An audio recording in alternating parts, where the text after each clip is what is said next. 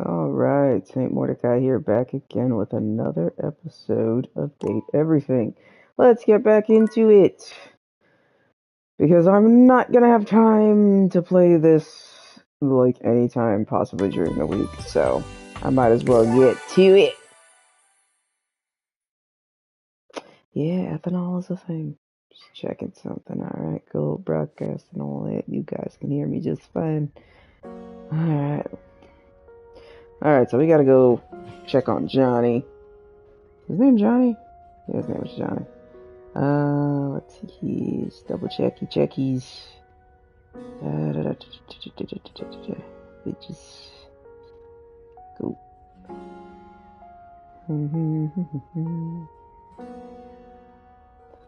Just making sure I can hear myself. Okay, I can. Perfect. Alright, all good. All clear. Let's get started. Alright. Let us go to Johnny. He's downstairs. Vicky. We promised him we were going to say hello to him again, so let's hear his story.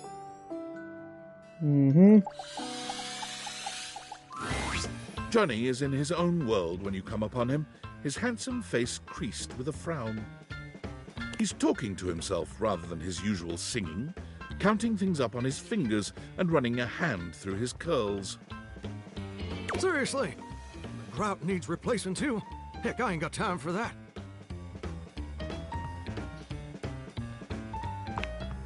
Gorgeous!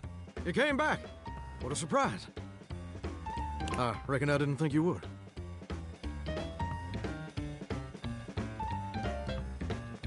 Not cheese rolling class. Well, that you did. I can see your word is your bond. A much stronger bond than the grout in my tiles, evidently. Anyway, I'm just so glad to see that smiling face again. Makes me happy as a clam in butter sauce.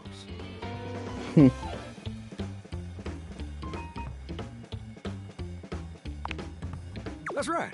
I did make you that promise. Okay, but first, a question for you. Alright, shoot. You're not a big-time record producer, are you? Definitely not, dude.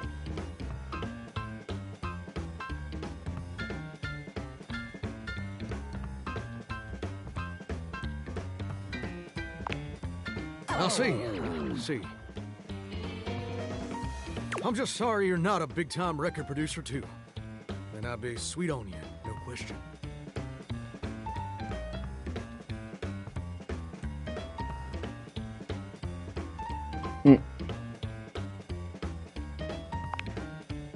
Well, now, fixation seems a bit harsh, but that's a legitimate question.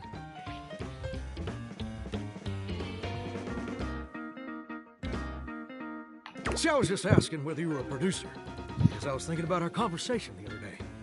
About dreams and all. And I've decided I ain't gonna be a shower much longer.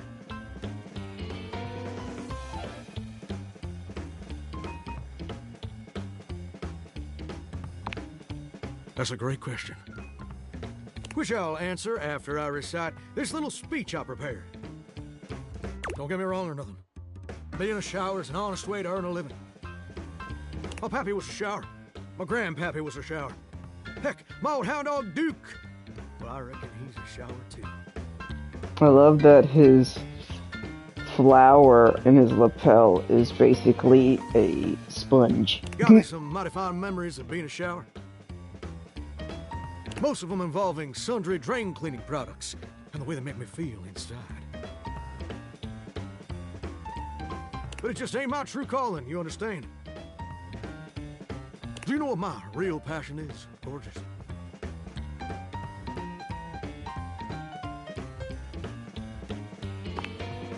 Very close. Ravishing and persevere. I like that. My dream, the raison d'etre of my humble existence on this crazy spinning marble, is to be a professional singer. Well, I ain't never told anyone that before. I mean, I could have guessed, bro. Does it surprise you? Not at all. Mm. Well, it's the truth. See, ever since I was a little baby spigot back in Nashville, rocking on my mama's knee, all I ever wanted on this great green earth was to be a superstar. Like my heroes, Elvis Presley, Lady Wawa, and Chris Berry. And ever since then, I've practiced whenever I can. Watched every video tutorial there is. But there's just one problem.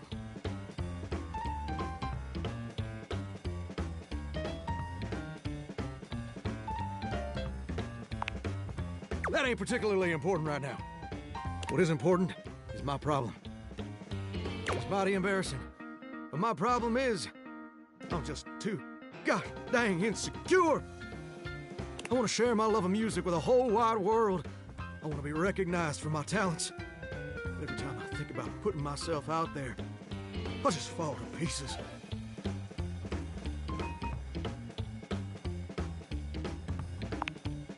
Well, I suppose something a little like this. My palms get sweaty, my hands won't stop shaking. How can I be ready when my heart beats racing? Ooh, wow. That's actually pretty dang good. You don't have any waterproof paper on you by any chance, do you, Gordon?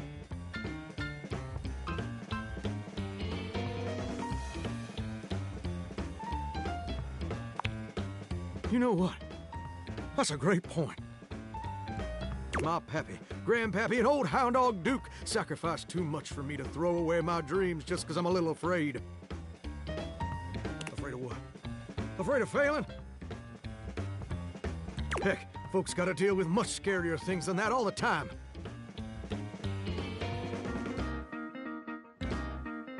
Like spiders and PFAs in the water supply.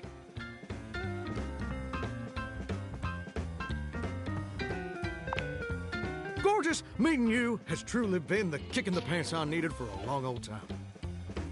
Insecurities, go kick rocks. It's time for Johnny Splash to make his big, splash!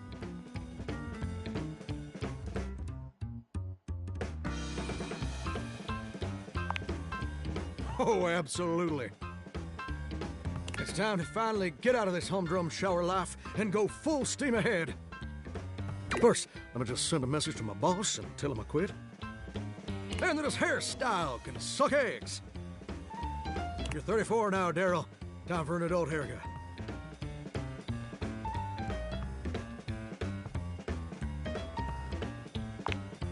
Daryl? He's my boss.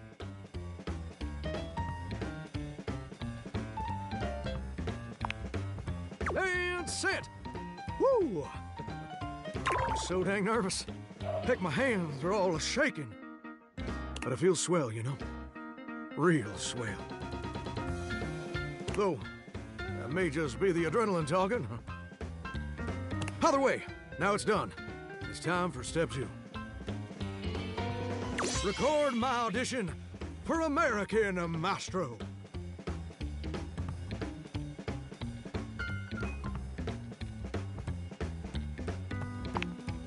It's America's #1 reality TV show. I'm surprised you ain't never heard of it. It's been streaming on Valdivian Plus for like 100 seasons at this point.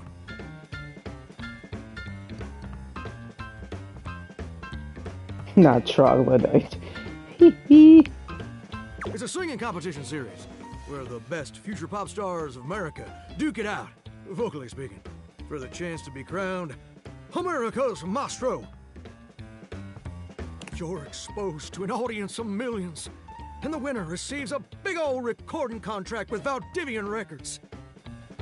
It's always been my dream to compete, and hopefully, to win.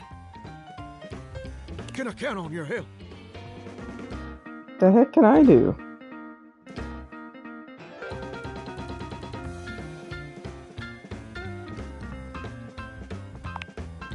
Amazing! I'm just so gosh dang excited. All right, I'm gonna go get rehearsing and get started on my application. Can you meet me back here tomorrow to record my audition?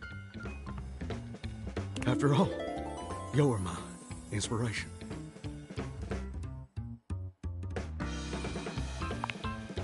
See you tomorrow, gorgeous. Well, hello.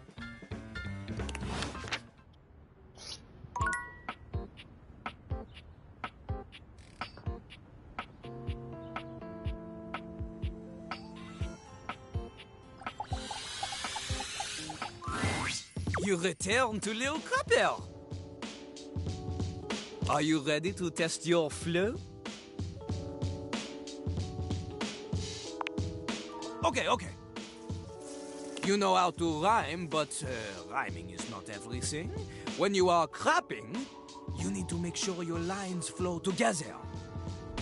The smoothest rhyme isn't really smooth if the rapper don't know how it's used. Ha! It's about delivery. Right. It's about confidence. But it's also about not being terrible, so remember not to be terrible.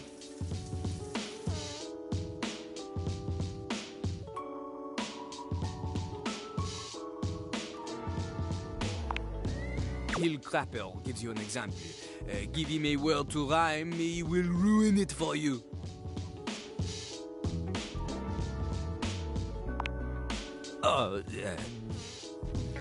This word, it is difficult for Lil Crapper. You can just say the word whirl, twirl, girl. It's not that hard, dude. Difficult for him to use this word in a context that is not for babies. You know? Too fluffy, too cute. Pick another word.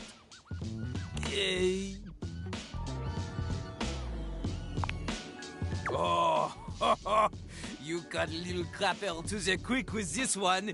You got him with a poo knife. The only knife suitable for crappers. Peerless or outstanding knife? Oh my gravy. I can't with this guy. It's too much. Okay, crap. A bad meter with this word could be, My name's Lil Crapper, I like to crap. The words come out of my yap. Ah, merde. This couplet shit is no good. Notice the syllables. They are all wrong. The first line, my name's Lil Crapper, I like to crap. It has 9 or 10 syllables depending on how you say Lil. Here, Lil Crapper, he likes to make it 2. Lil Crapper. But the second line, she has only 7 syllables, is no good. No good at all. 7 does not match with 9 or 10.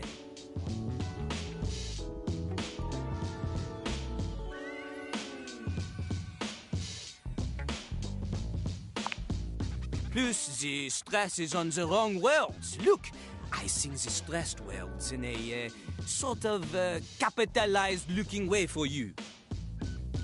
My name's Lil Crapper, I like to crap. The words come out of my yap. You see? The emphasis on the first line is on 2, 5, 7, and 10. Then on the second line is on 2, 4, and 7. Completely different.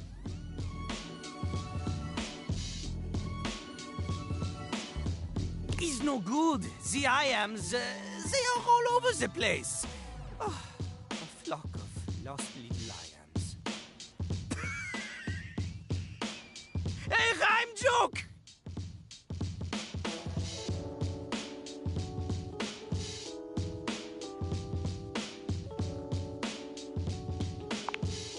Before we begin, we need a scene. Something to rap about. Luckily, Lil Crapper is a genius who has prepared for moments like these. He keeps a series of freestyle prompts written on sheets of paper in his cistern so he may style on passers-by at any time.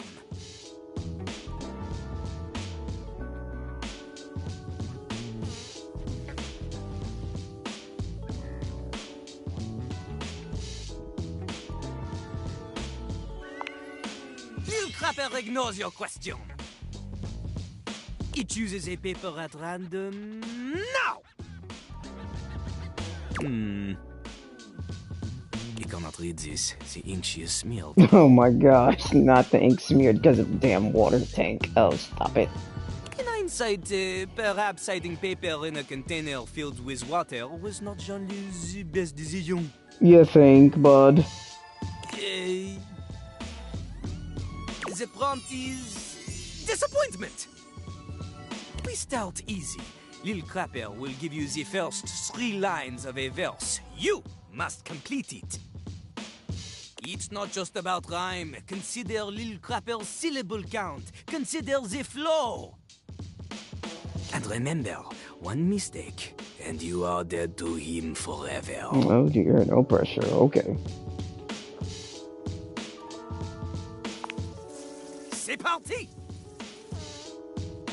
Walk into the bathroom early morning. Everything is fine, then without warning, suddenly your ass above her feet.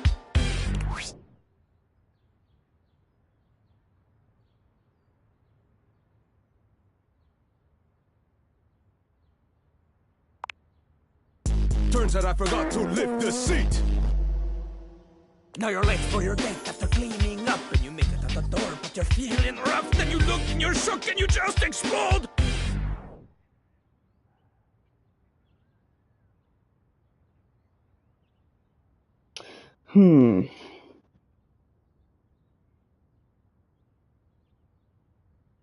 Now you're late for your date after cleaning up and you make it out the door, but you're feeling rough and you look and you shook and you just explode. Turns out you've been turned into a toad. Or you turn around to find out your car's been towed. See, it's just way more. I feel like the first one is perfect. Now you're late for your date after cleaning up and you make it out the door, but you're feeling rough. Then you look and you shook and you just explode. You turn around to find out that your car's been towed. I feel like there's too many lyrics in that last one. Versus, then you look and you shook and you just explode. Turns out you've turned into a toad. It depends on how he raps that. He could rap that. I mean, a lot of them are long, though. Let's see syllable-wise. Oh, gosh. Now you're late for your date after cleaning up. That's 11. And you make it out the door, but you're feeling rough. Was that? Hold on. And you make it out the door, but you're feeling rough. That's 12. Then you look and you're shook and you just explode. You turn around to find that your car's been towed. It's gotta be the last one. You turn around to find that your car's been towed.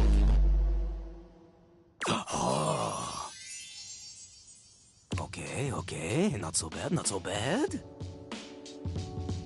You can rhyme to a beat, we know this, but that is not enough to defeat Lil Crapper.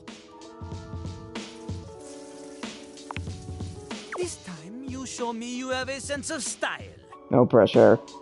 We do the same thing. Lil Crapper will give you the lead in, you fill in the ending, but this time, you give me something with oomph, you know?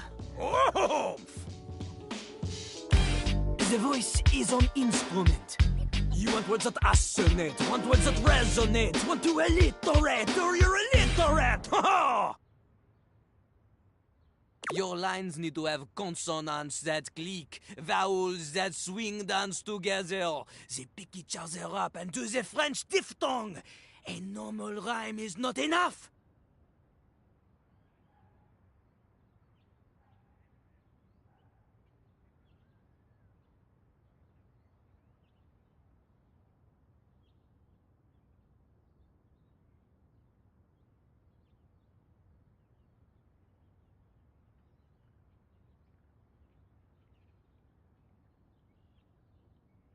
Alrighty, no pressure. The theme this time, La Mer, wet water, sings in the ocean. Lil Crapper's enthusiasm for the spoken world is only rivaled by his enthusiasm for the ocean, the soaken world. briefly considered a career in marine biology. Everyone knows this. It was in his autobiography, which surely you have read. C'est parti! La merde, comment j'aime la merde. Others claim the same, but they don't really care. Up in their yachts, their morals elastic.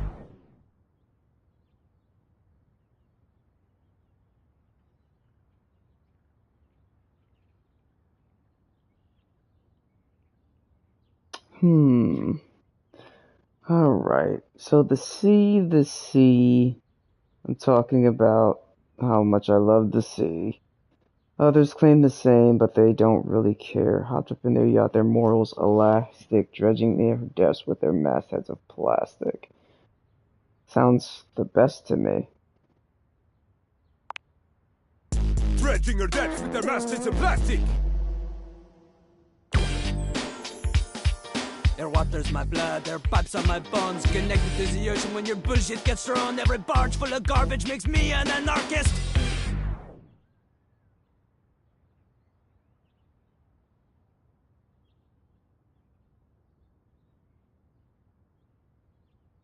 Definitely not on our planet's calendar. We're entering August.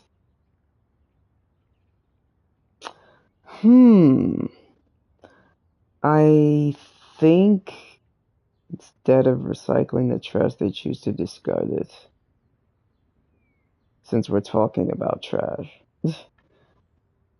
Her water's my blood, her pipes are my bones, connected to the ocean when your BS gets thrown. Every barge full of garbage makes me an anarchist. Instead of recycling the trash, they choose to discard it.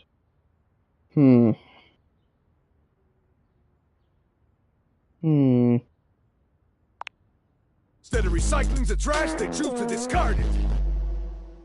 Ah, can you hear that? Can you hear how ugly that sounds? Whoopsies. Recycling the trash sounds like a banging on pots and pans. No good, no flow. Damn. Epic fail. The real trash needing recycling here is this line. None of it needs to be reused. But your presence, that can definitely be... Well, I tried, Jean-Loup. Au revoir, mon petit cateau de urinoir. You are no match for little crapper. Hate. Damn. Well, I tried.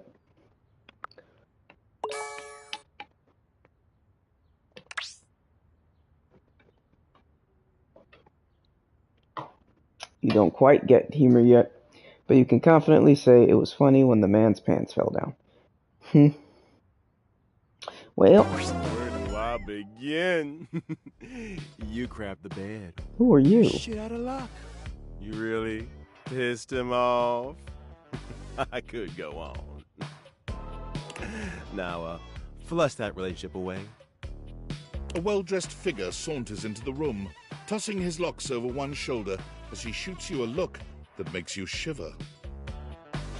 There's an aura of danger about him, as if he delights in the misfortune of others and is eagerly anticipating yours. Well, well, well. I can't believe it. You really did it.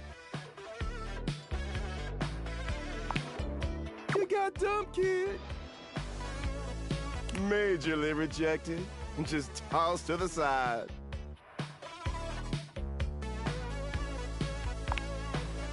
Sorry, I couldn't help myself. I'm absolutely giddy.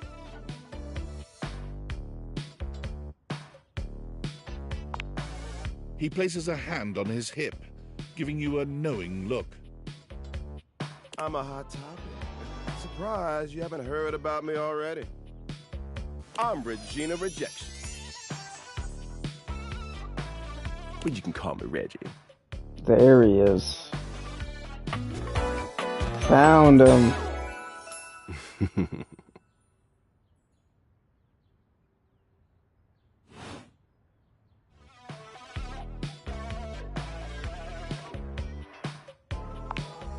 You've seen a lot of eye rolls in your time, but Reggie's feels like the most hateful one in memory. You think I care about gender norms when I'm dressed like this? Fair point. I like to think of it as a nice consolation prize.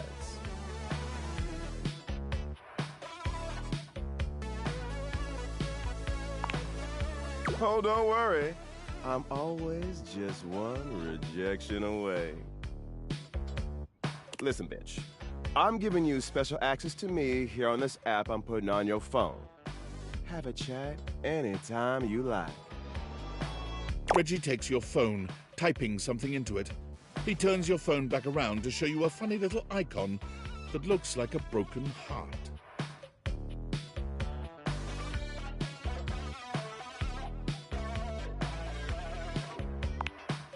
We'll just have to wait and see. That'll be a feat.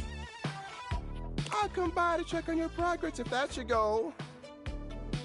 Let's just say, I really can't wait.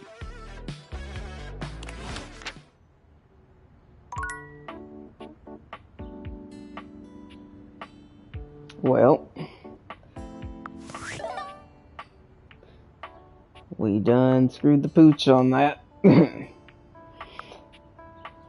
It's all good though, no biggie. Can't be with everybody. Finally got a hate one though. What was I looking for? Oh, there we go.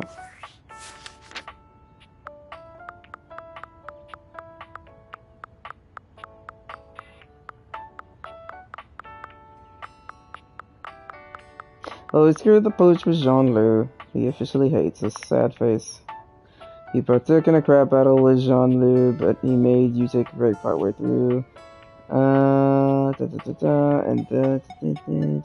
You fleshed your relationship with Jean-Luc down to crap, or he hates you. Wow. Oh, let me see something really quick. Best him. Yeah, well, I can't best him right now. Johnny shared his great dream of becoming a professional musician with you. He quit his job and is planning to compete on American Maestro. You agreed to come back the next day and help him record his audition. He dislikes snark. Okay. He likes fame, fortune, everything goes with it. Okay. Freaking Bathsheba. You awaken Bathsheba, self-proclaimed queen of clean. She'd like you to help her make some friends. Bathsheba is welcoming, warm, and always there for you at the end of a long day.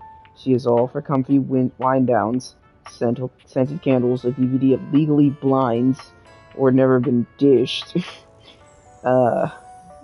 Instead of Legally Blonde and Never Been Kissed. And an offer to paint your nails or braid your hair. And while she can be pretty chill, she can also get right into it with you when you need someone to vent to. However, she also tends to feel somewhat isolated and disconnected where she is in the house, and has a pretty bad case of FOMO over the others. Likes bubbles, bathing, that's herself. And dislikes wrinkly skin. Okay. I do want to engage with the stairs.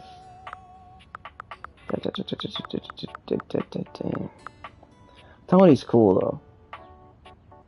You've met Tony, a rough-talking, tool-slinging guy, ready to tackle anything that needs fixing or improving.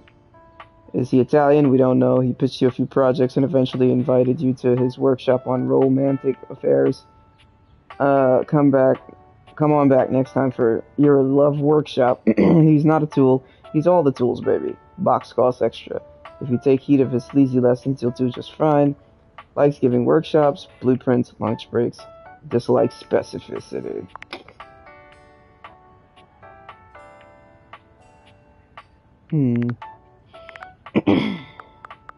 I do need to check on Florence.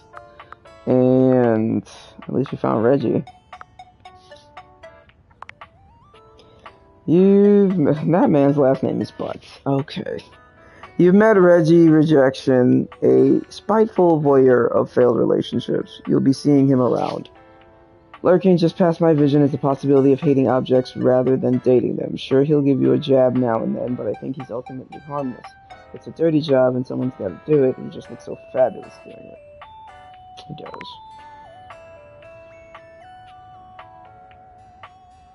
My god, that's tough. Achieve a hate ending with everyone in the game?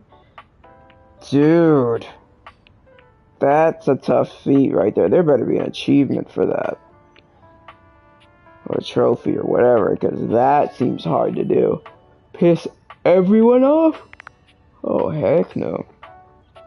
He likes hate, rejection in himself. He dislikes love, friendship, and anyone else.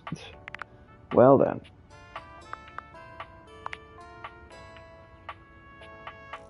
You met Lucinda Lavish and attempted to ask her about herself. She seemed to get uncomfortable and momentarily became Lucinda listless before running away.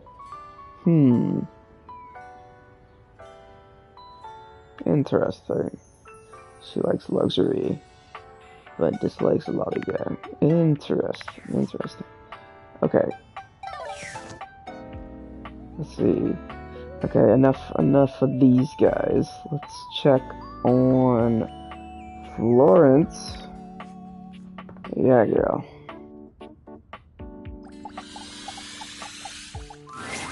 Oh, hello again. I trust your meeting with the mayor went well? Yes, thank you. Wonderful. Anything else I can help you with while you're here? What? You want to know about me? Yes, ma'am. I am on a mission for the mayor. Oh, no. No. Yes. You just spoke with the mayor. A little old fuddy-duddy like me can't hold a candle to someone like her. I just handle the paperwork, that's all. Pay me no mind. Anything else I can help you with while you're here? She's just incredible, isn't she? So tall and commanding. What I wouldn't give to be able to deal with people the way that she does. Some people think the mayor's cold-hearted, but I'll tell you what, there isn't a sweeter structure this side of the HOA.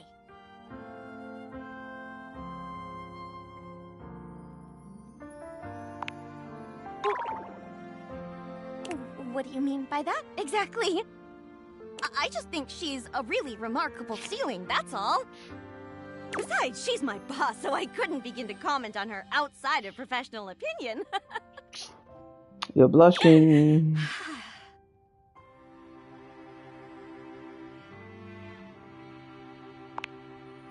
Oh, yep. Anything else I can help you with while you're here? Nope. I need more empathy to figure this out.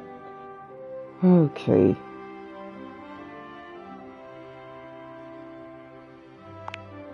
What else do you need?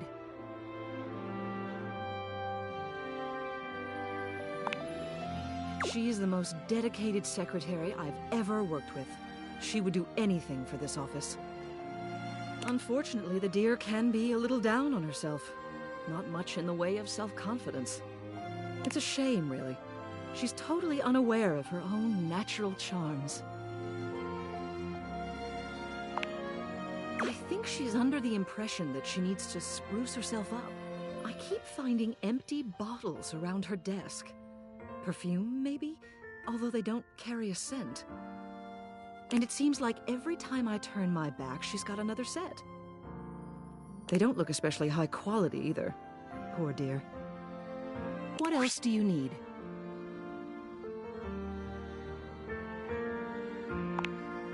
You have done so. Keep well. Okay.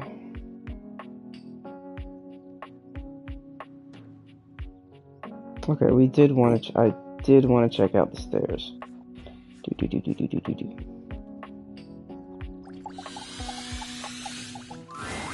A distinguished beauty greets you with an elegant wave. You never really thought so many hard corners and angles could be soft and graceful, but she's really selling it somehow. Oh, hello, dearie. Mind your step. I'm getting a bit creaky in my old age. I'm working on it, mind you. I'm Stella, your quickest way That's a up great and down name. between floor and ceiling. Stella. Airway calling.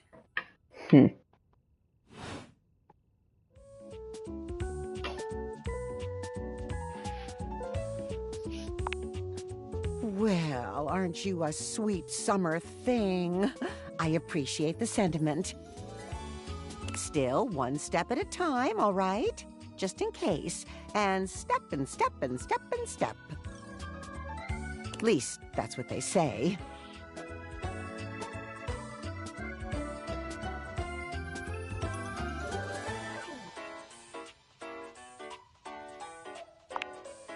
That's the way. Step on through.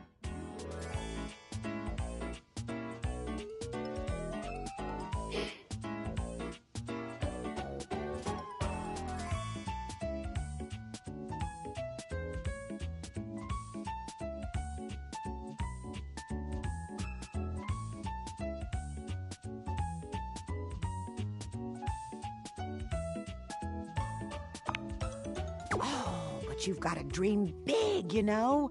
Hustle, I believe is the word.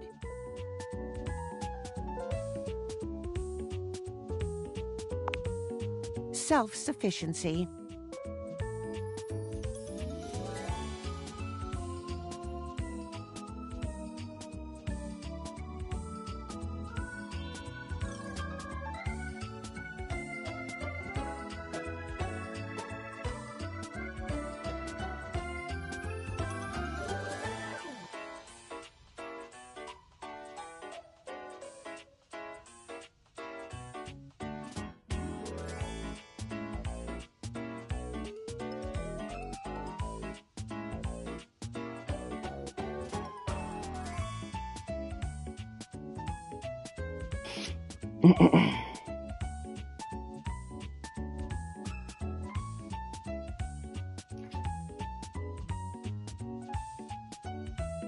Sorry guys, I'm just responding to a message.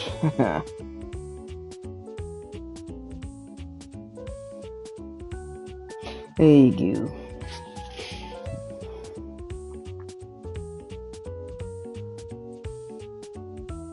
You see? Well... Stella looks everywhere but at you, trying and failing to find the words. Eventually she sighs, plucking up the courage from somewhere within her. Truth be told, I'm starting a business. Ooh, fancy. She gives you a nervous but sweet smile.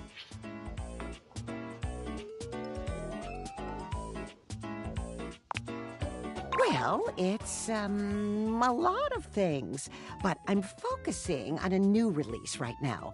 Market research tells me it's a little lacking around here. No offense to anyone, of course.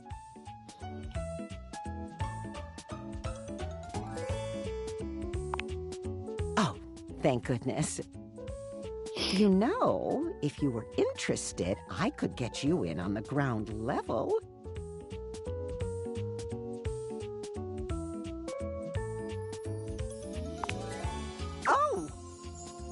Stella looks almost touched. Really? Yep, she's shocked. No one's ever said that. Well, now I'm all a bit frazzled. Sorry, dear.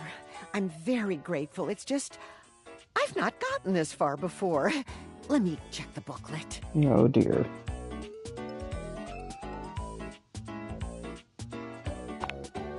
They sent it to me when I signed up. Stella's Steps to Success. How to sell that sale and change your life, generate passive income and financial freedom, all from the comfort of your own home. Sounds like a pyramid scheme indeed. Stella pulls out a pamphlet from deep in her bag. I memorized that part at least.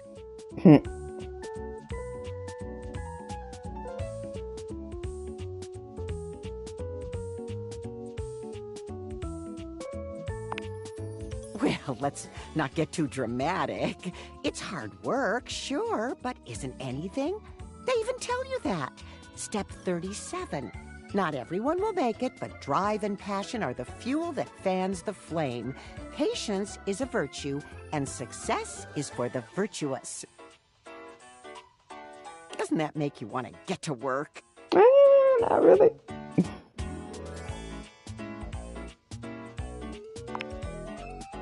actually, it does. Make something of myself.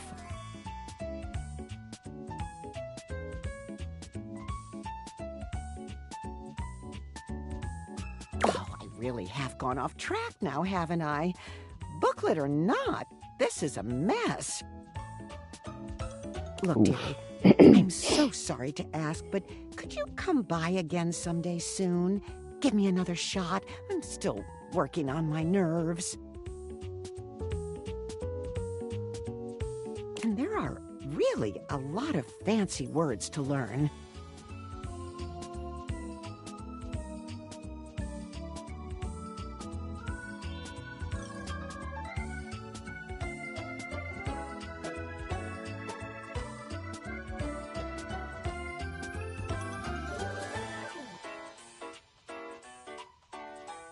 I'll throw in a free sample.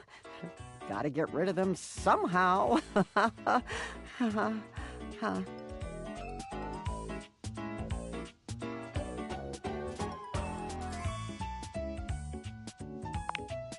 You're too kind. I do appreciate it, dearie.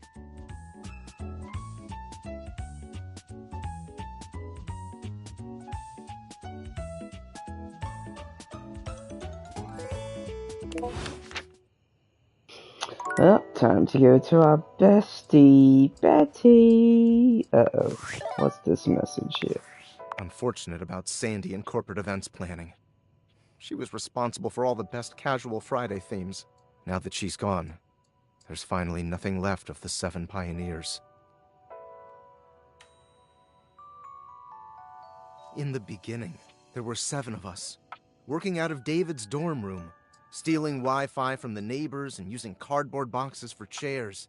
We had no idea we were changing the world.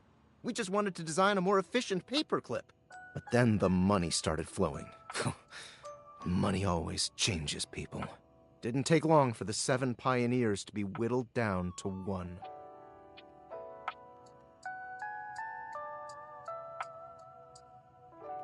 Not me.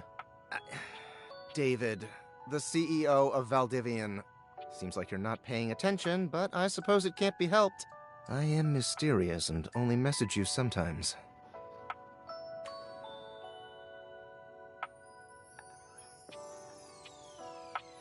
Indeed.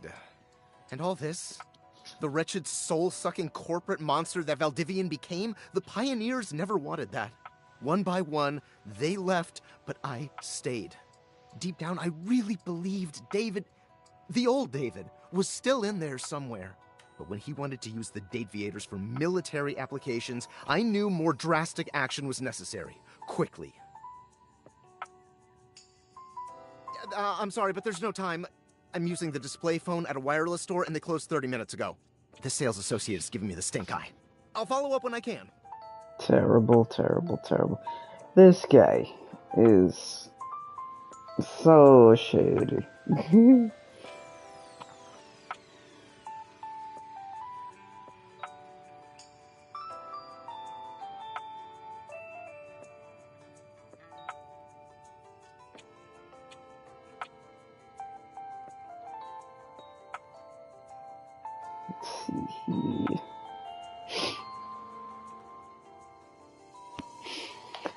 Okay, where was I? Where was I headed? Let me check on this stuff real quick.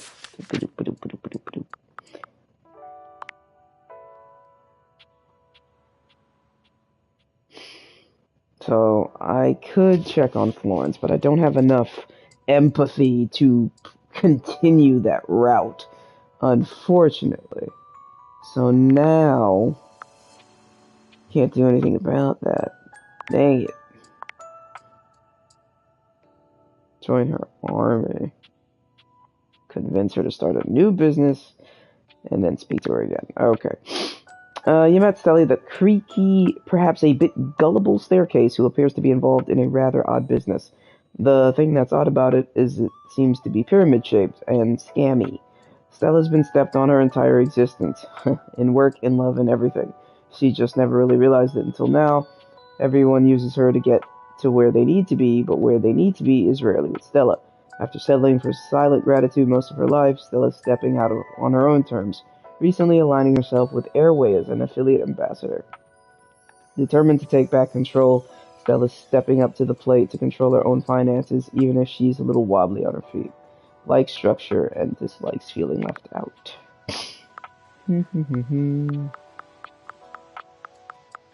I think the next day we're gonna go back and talk to Abel and probably Freddy. And then we gotta talk to Johnny again because he did say come back, and it's just like, okay.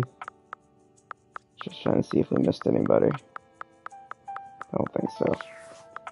Time to go to my favorite.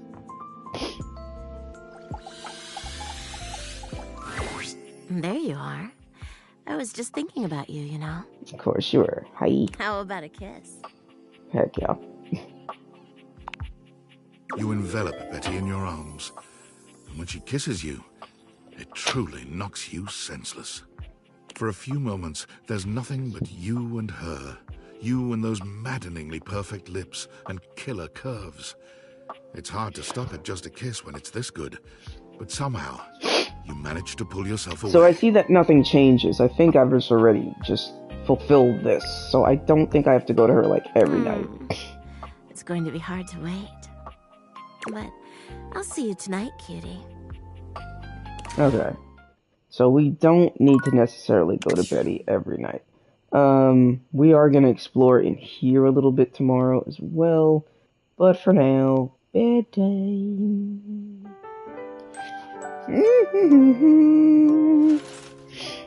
Alright.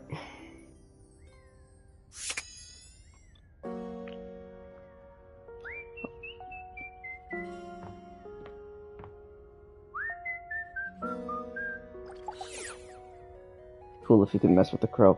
Oh yeah, I forgot about Lux. What is in this? What is this? An armored warrior of some kind stands before you, a massive sack of loot slung over his shoulder. Who the heck are you, dude? Something about his smile and tone reminding you of your own customer service voice at work. Hey there! I'm Michael Transaction. Not Michael Transaction. But you can call me Mikey. I wonder if he's 101. Congratulations! Thanks for your purchase of the Date Everything Luxurious Edition. I guess that was the game I got, because I thought it was just the base game I bought at GameStop. So I guess I have the Luxurious Edition. Your purchase gives you exclusive access to new features never seen in the game before.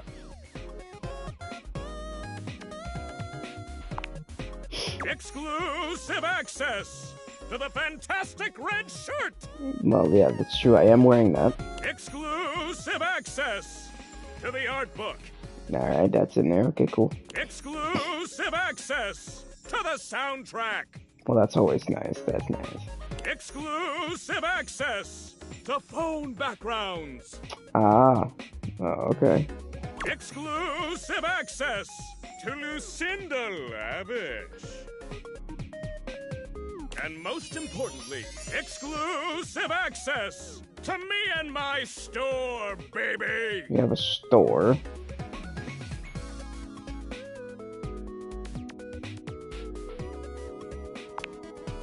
Mikey likey!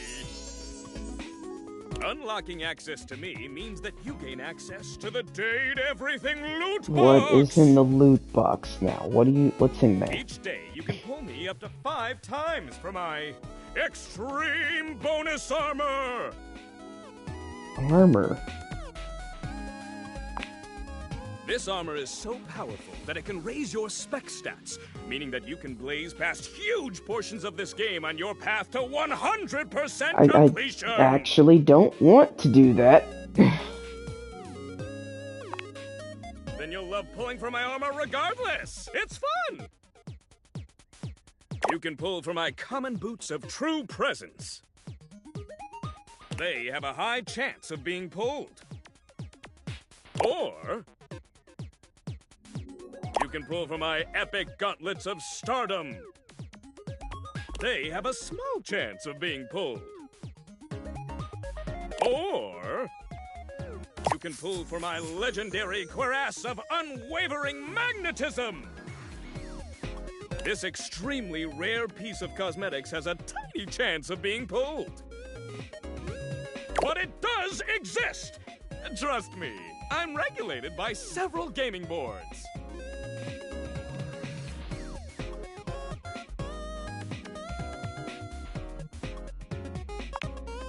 You don't have to. I'll do all the trusting for both of us.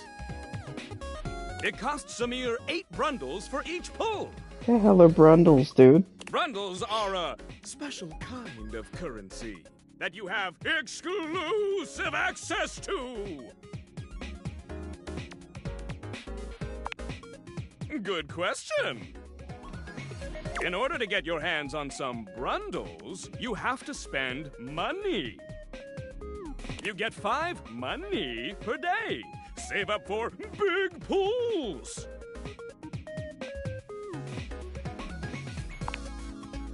You're asking those thinker-type questions. I love it. And I always have a great explanation.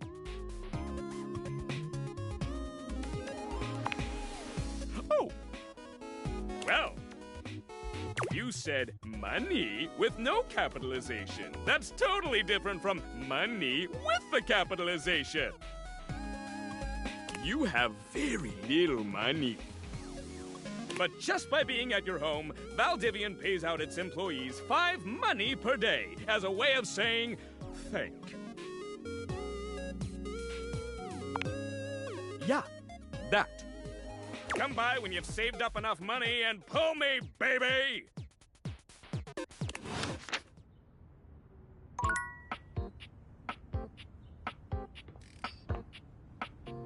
Okay, let me go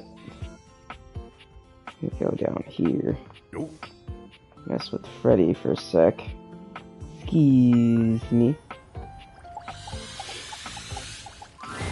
Cool kid, welcome back. You feeling hungry? Let me see what I've got. Freezer burn. What is that smell?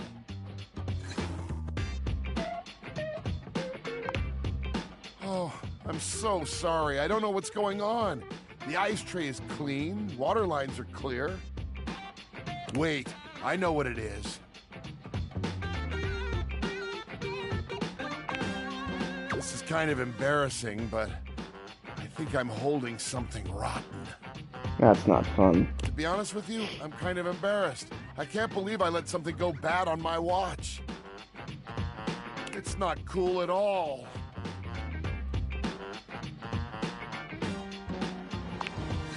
Really? Thank you so much. I think it's in the back and I can't reach. Let me think what it could be. Oh, check the pizza. That might be it. Oh, wow. I didn't know mold could grow like that. Ugh, gross. That pineapple chunk looks like it might hop up and bite us. That's disturbing. Oh, but that cake is still good.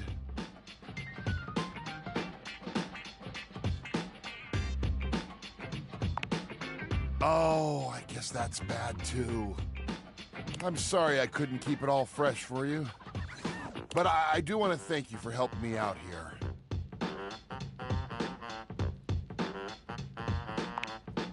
I don't know, cool kid. You're being really awesome about all this. I appreciate it. But I've got to get to cleaning. That slime back there is going to take some scrubbing. Gross.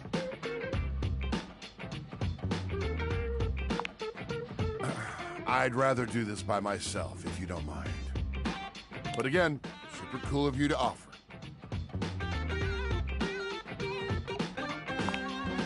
For the first time since you've met him, Freddy looks angry. His voice is an intimidating roar. Listen, shithead! Damn. You get the fuck out of my way! Let me do this! Well, damn.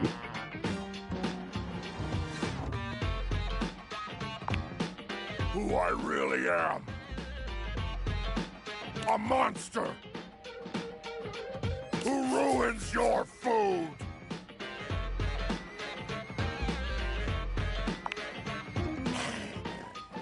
clearly a fucking monster! Freddy falls back against the wall, one hand clutching his chest as he struggles to catch his breath. He seems to be waging some sort of internal battle.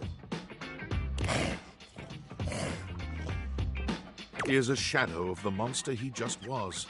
Quiet and small and shaken. Oh, I'm so sorry. Did not expect it to go this way at all. Wow. Please, just go.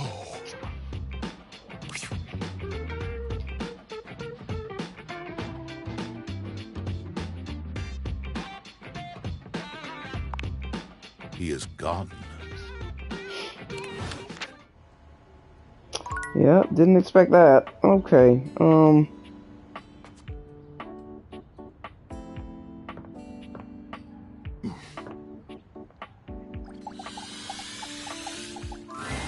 Johnny is smiling even before he sees you. When your eyes meet, his smile only grows broader. You've never seen him this excited.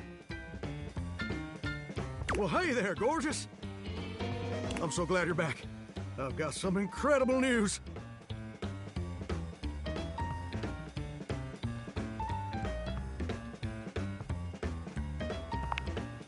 Something even better. So, after you left the other day, I went ahead and submitted an audition tape to the American Maestro casting directors. I know we were supposed to do that together and whatnot, but I was just too darn excited to wait. And you ain't never gonna guess what happened. you got on.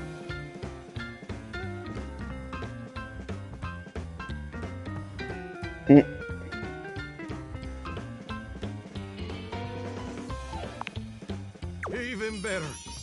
They absolutely loved it. In fact, they loved it so dang much that they want me to be on the show. Sweet. Ain't that as fine as cream gravy?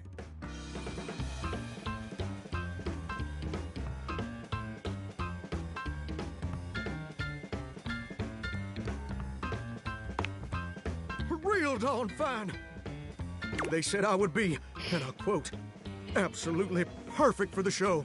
Well, that's great, dude. And Fontana, she's one of the executive producers or something like that, said I'm exactly what they've been looking for. Can you believe that? Exactly what they've been looking for. I feel like a catfish in a fresh mud hole.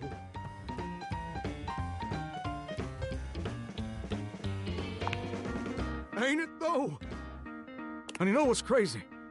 Before you came along, I'd almost given up all hope. I resigned myself to a life of watching rust corrode my nozzle and hair clog my drain. Real depressing, dismal stuff. But after all these years of hoping and praying, my dream is finally gonna come true. Ah, Johnny Splash! I'm gonna be on American Maestro. But first, I need your help.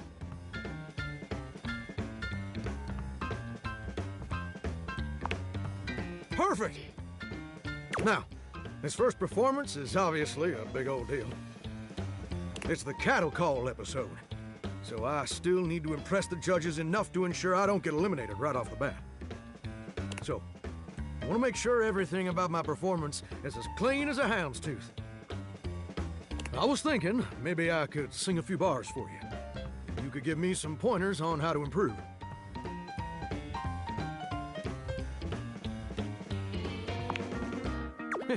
You're probably just as good as any vocal coach. I promise. So, I was thinking of leading with this tune. It was an old favorite of my mama's and an old favorite of mine. And I hope you'll like it too. It goes a little something like this. So saws a swirling as I scrub away the dirt. Steam rising high as I like to flirt. Huh, huh. Droplets dancing on my skin so smooth. In the shower of loving, I can't help but groove. Hoo, hoo. I'm a shower in my feeling good so grand. Staying in the shower in my so hand. Oh, baby, you're gonna let me shine. I'm a shower man, you're gonna make me mine. Well, that last line needs work.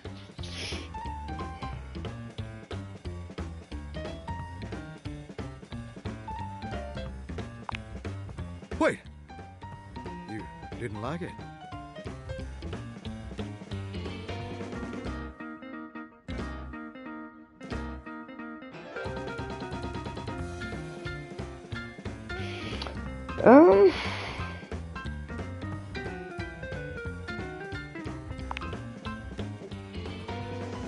I can't believe you know what I think.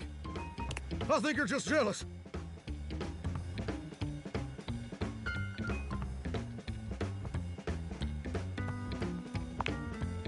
I can't believe I didn't see it before. But you made it crystal clear. Oh boy. Now that the world also acknowledges my talents, you're just afraid you're not gonna be special to me anymore. And I can understand being insecure. But I can't forgive you trying to clip my wings just when I'm starting to Am fly. I gonna get another singer, artist to hate me now? I thought you were different. But now I can see you're no better than Duke, my old hound dog, who also said my notes were flat. I think that's why he bit you. But Duke lacks the cognitive ability to appreciate my talent. And apparently so do you.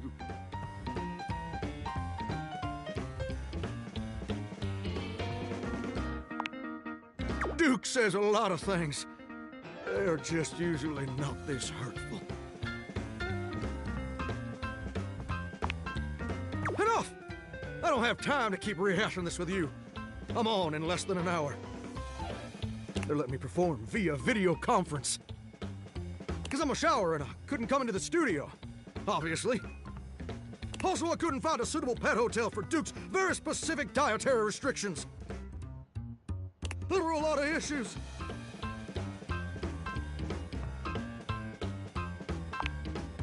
Look, I better go. I'm sorry things had to end this way. I really did like you, and you changed me in ways I never thought possible. And I'll forever be grateful for the contributions you've made to my personal growth. But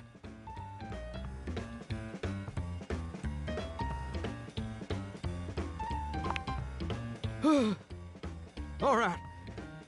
You're right. You're right. I am being way too dramatic. Like a possum playing dead. I didn't mean all that, and I'm sorry for overreacting. This just means so much to me. And the pressure to succeed is so dang overwhelming. Maybe we both just need some time apart to calm down and think things through.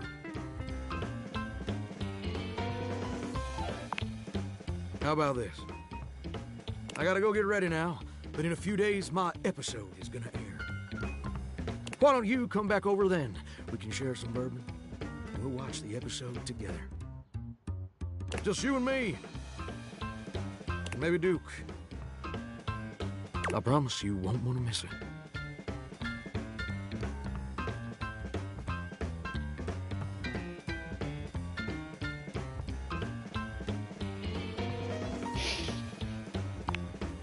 Oh, that's sweet, sweet music to my ears. Can't wait to see you again, gorgeous. Hunka, hunka, Him in those flat notes. Okay.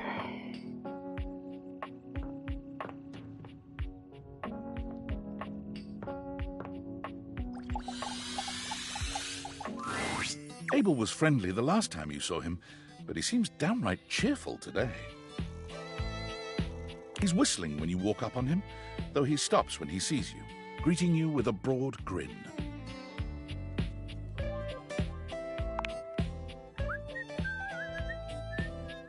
Oh, hey yourself, Sunshine.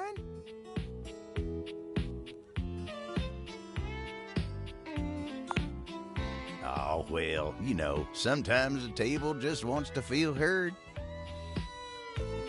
Had a long talk with Dasha before you got here. Dasha. The desk, you know? Real close to tables, but also real different world.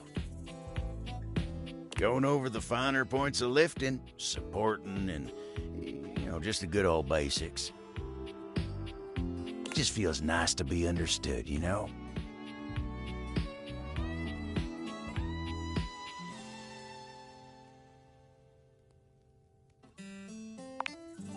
It is, ain't it? Lifting's no easy job. We got a lot of folks in this house who do a damn fine job at what it is they do. But how many people's job is it to lift? To make sure everyone's got what they need, to make sure they know they can rely on you day in and day out? It's a lonely lot in the life of a table, but I knew what the job was when I signed up.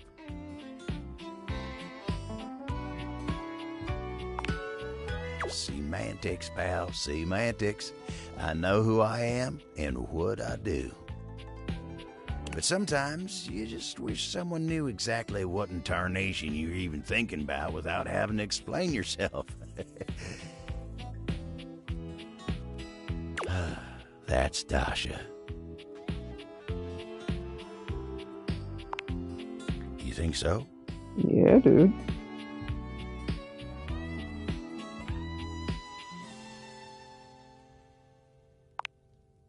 Oh, well, shucks. I don't know. I'd hate to bother her. She's got a lot of lifting to do herself. I can't be distracting her from her very important job now.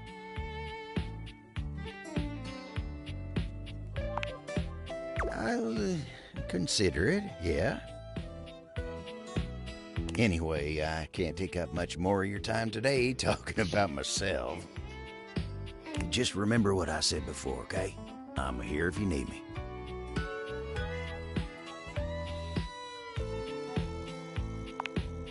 I will. You take care now. Now we gotta go talk to Dasha. Because I keep forgetting to go into that darn, I really do keep forgetting to go into that darn room upstairs. The office. I'm trying to remember where it was. Wait a minute. Nope, not that way. Where was the office space? Was it downstairs? I think it was downstairs. Yeah.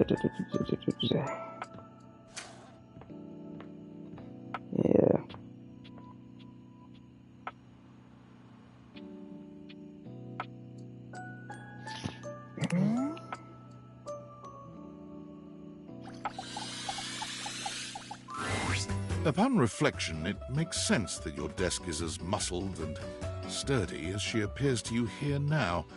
But you still can't say you were expecting all this. Nice. She looks like she could snap you in half with a pinky, but also like she gives the most incredible hugs imaginable. Aha! A stranger! I am Dasha, and you have quite the look on your face. Ha!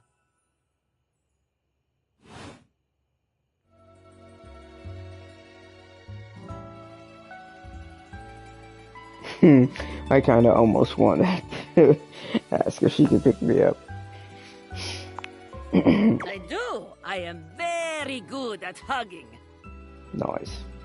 But they aren't just for hugging. All day long, I am lifting. Holding so much on my shoulders, day in and day out. My job demands muscular perfection. That's enough about me, though. Tell me about yourself. You have intent in your eyes. Have you come to ask me questions? Why, yes.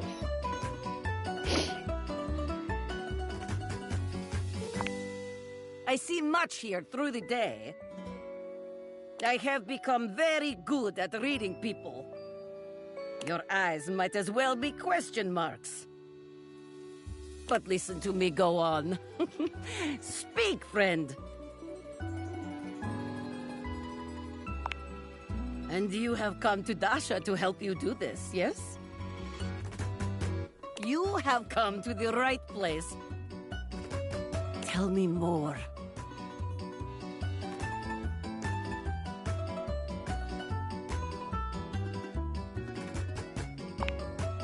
That is no problem.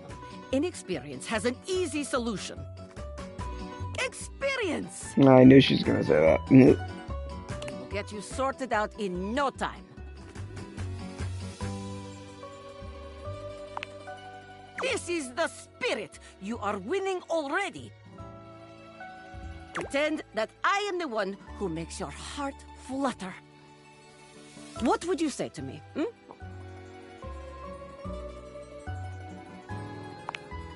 Okay. Hello? A classic? We must work on warmer opening, but it is a start. Okay. Perhaps there is too much pressure. Perhaps we must go back to basics.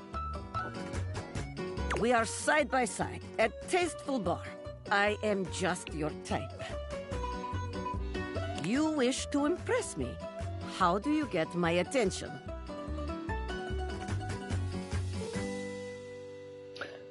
Okay, definitely not that first one. Wow. That second one is so tempting, but no. I see you have excellent taste. There is truly nothing greater in life than the pursuit of gains. Here is my number, fellow muscle enthusiast. Now, the question is, will you know what to be doing with this number? Obviously not one.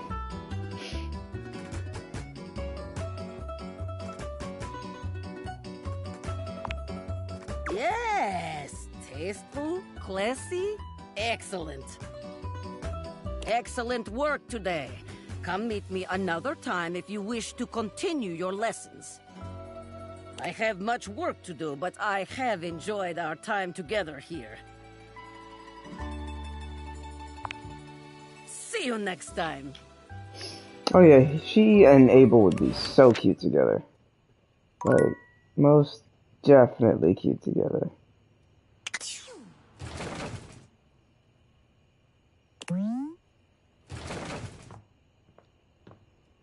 Like, without a shadow of a doubt, they would be fabulous together for sure. Oh yeah.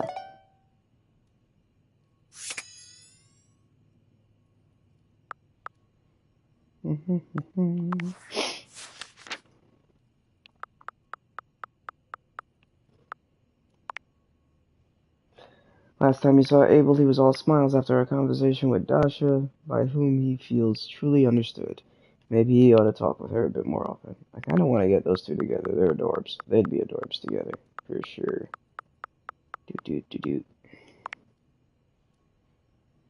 Last time you saw a totally different side of Freddy. He transformed into a monster after some of the leftovers went rotten. Come see him again if you've got the guts. Yeah, dude. Yeah, you lost your, You definitely lost your cool. No pun intended.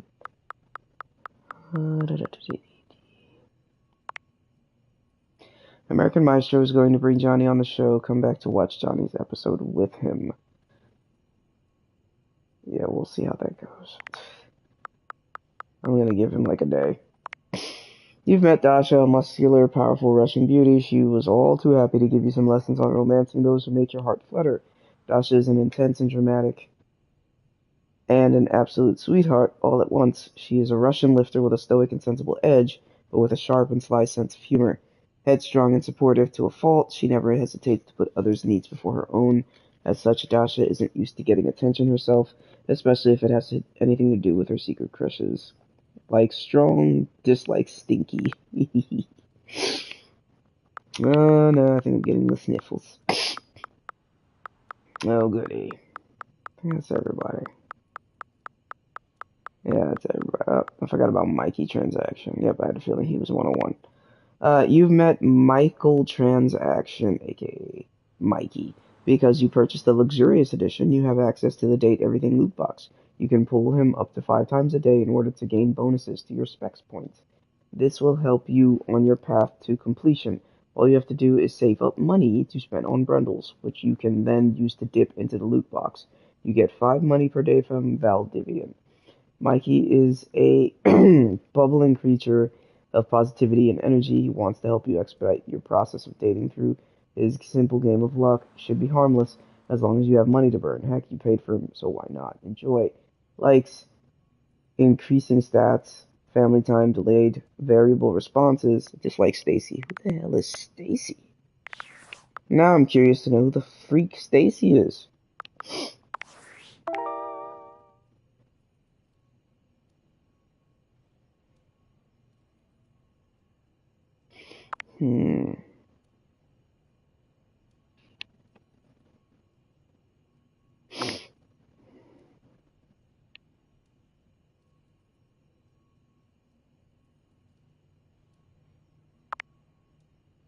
I think I'm gonna mess with appliances today.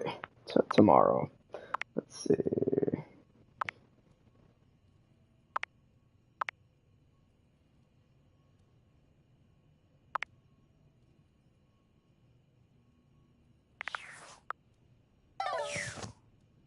Alrighty.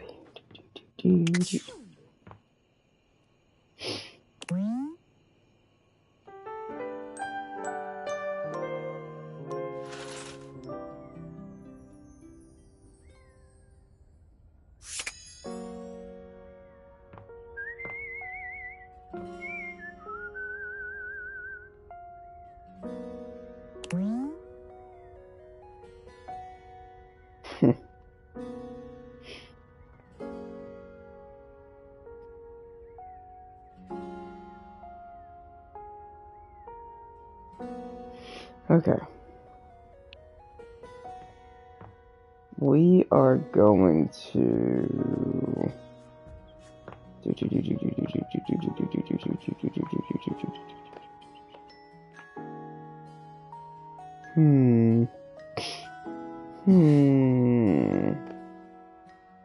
Decisions. I did say appliances.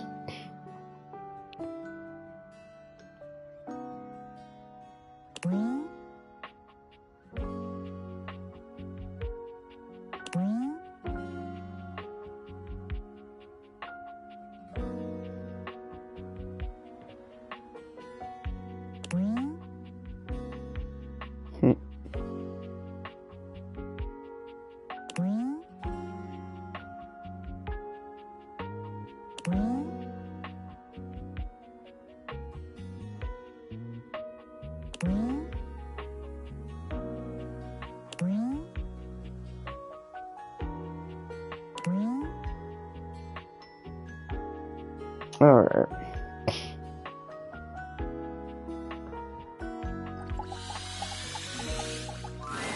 An acrobat in bright orange evaluates you with a smirk. His hair is streaked with grey, and there's a twinkle in his eyes that tells you this guy is definitely going to keep you on your toes. Well, hello there, new face. I may be quite excited to meet you.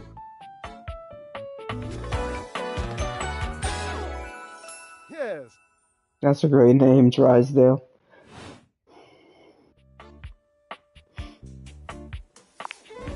I have a voluptuous suspicion that may be the emotion I'm experiencing.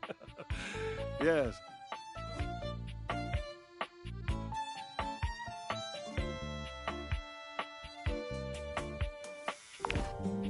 Well, how can I know for sure? You might turn out to be fabulously interesting, in which case, yes, I am thrilled. Pass the champagne. Or you might, in reality, be a dud. A wet blanket. A bore. And if that happens, and I've already committed to excitement, I'd look like a bit of a moron now, wouldn't I?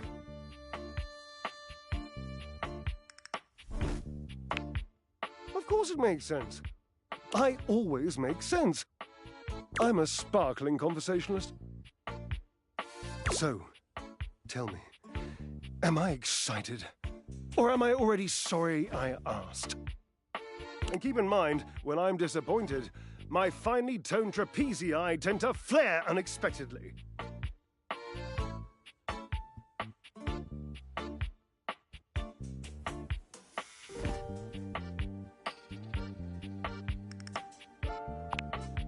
Naturally, as an energetic equilibrist, I must keep my body in tip-top shape. I can see that, you do not make that a priority.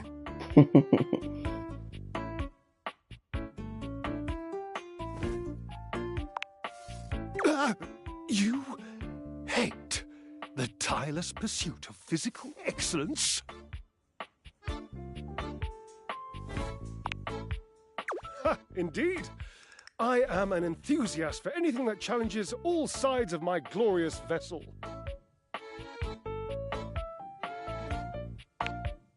Jerub, I cannot even begin to tell you, but I am nothing if not inventive, fearless, indefatigable. Ha, devilishly so. I haven't given up hope that I'll yet be able to craft a perfect metabolic masterpiece.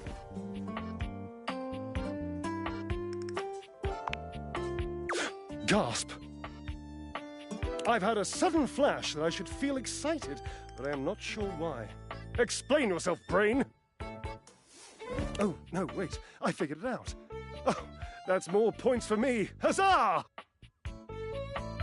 Would you, my new lovely acquaintance, like to help me create the perfect challenge for my body and mind?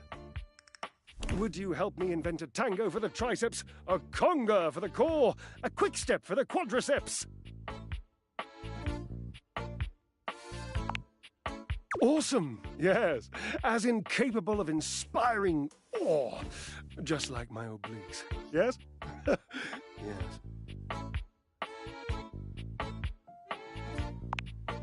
I know. I can lie down with Florence, grasp Tidus by her intimidating epaulettes, and Russian twist her for 3 sets of 20. What do you think?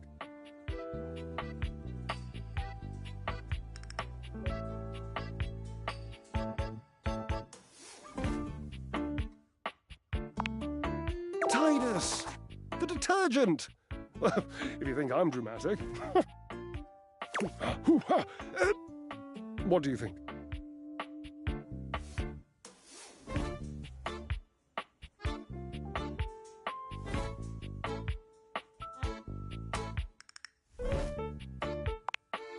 Oh dear, no. I don't think that's a good idea. Darling, where would I hang from?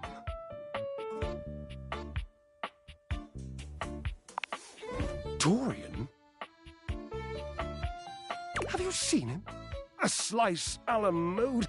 How could I ever focus on form with that form before me? Oh no, no more temptations. I must keep my movement pure.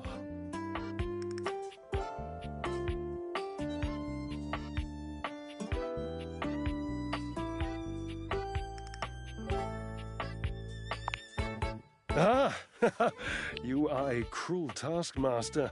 Lucky for you, I am exceptionally well mastered. Rigorous training is the only way forward, the only way to progress. Bring me the ecstasy of discipline, the sublime breath of skill.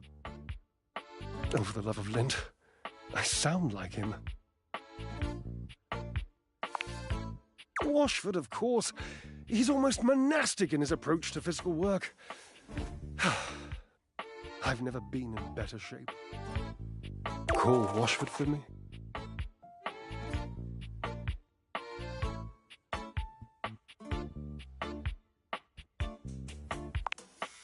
No, just with your voice. Just vibrate those glorious pipes of yours and call out the name. Washford.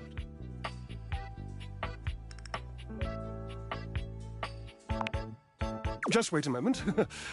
He should be here.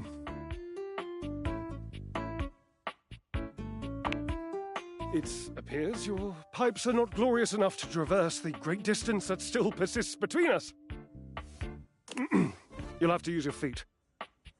Not as glorious, slightly floppy really, but hopefully effective. Have at it!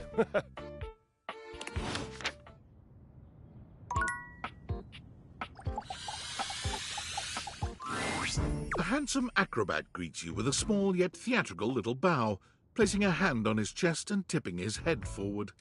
He has the aura of a veteran showman, but he doesn't look particularly pleased to have you as his audience. Greetings, weary traveler.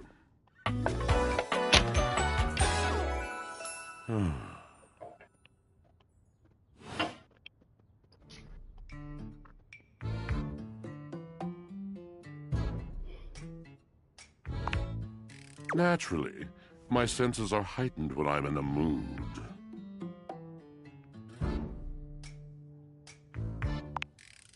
Tiger, tiger, tell me your little gray cells burn brighter than that. Yes. Yes. A long and solitary bad mood. For this, for everything, we are out of tune.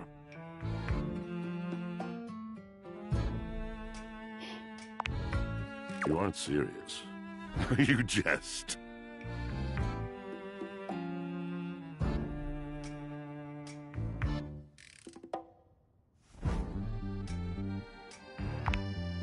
You want to hear my story?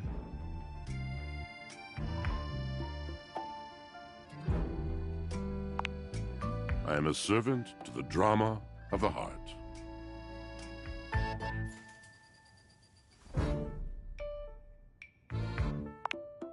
Good, bad, what's the difference?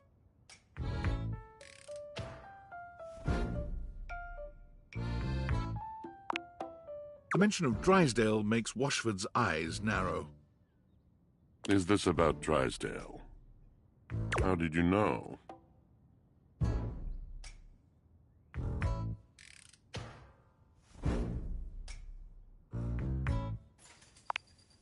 Prepare to get 5. I am awash in the scurryings of lives. Countless lives. Countless stories. I am filled with water, the fundamental state of all things. Water, the tears you cry when you are born, when you are made, when you are broken. It is the sweat that drips from brows and shaking knuckles in alleyways, in schoolyards.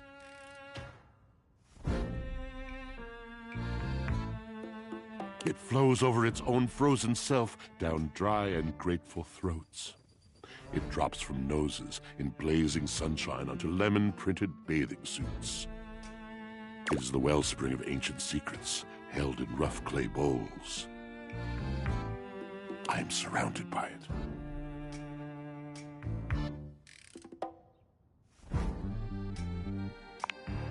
That's just it. No one does. But not only that, not only do I hold the limitless, the unfathomably simple, I hold the dirt of life. The blood stuck in denim from skinned knees comes to me. The stains of earth from a weekend spent burrowing into trees and the slimy, crawly things. The makeup smeared onto shirt collars and cuffs, streaked mascara, and embers of a lipstick that blazed once. All of this comes to me to be absolved. It may be dissolved, but it does not disappear. It cannot. Nothing does.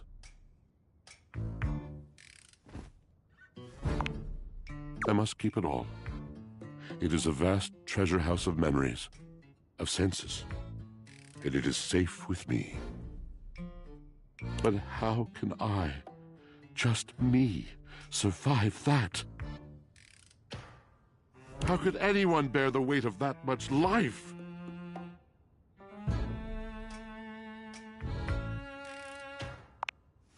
It is the words. It is language. To be able to communicate, to share the burden. It is poetry that keeps me afloat in my own sea.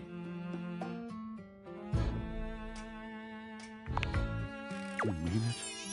And this at last is the dawn? Such bewilderment comes with the sight of the room, I cannot tell.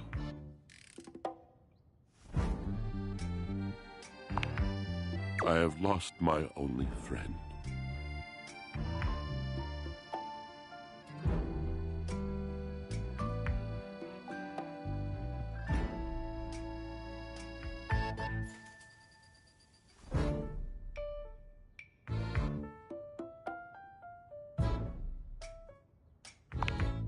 He gazes off into the distance, something clearly weighing on him.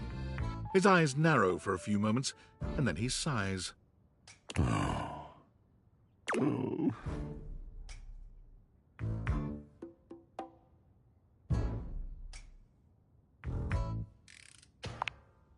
Yes, my God, haven't I done enough?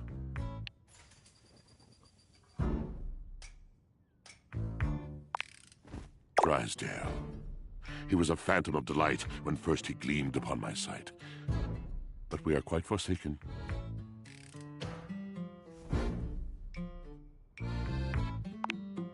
We were a duo. An acrobatic team rivaled by none on Earth. We were swift, smooth, and strong. I wish you could have seen him fly. To the vault of paved heaven. Our performances were legend. They came from many rooms away to watch us, to applaud us. And joy filled me as wine in a glass overflowed.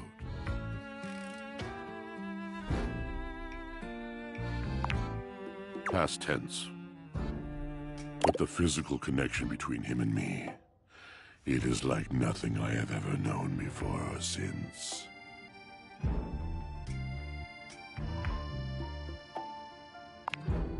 He does not need poetry like I do. When he talks, it is a breeze to my tempest. And to him, my tempest seems but a suggestion, a rumor of rain in another man's country.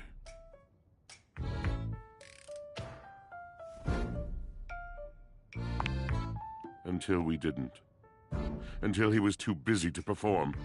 Too occupied with other things to tumble with me. The bond was broken. The bright cord severed. He abandoned me. And when he was finally ready again, I was unreachable. Locked in my own Sheol. Trying to claw my way back to a friend who could not hear me. The wall between us has been impenetrable ever since.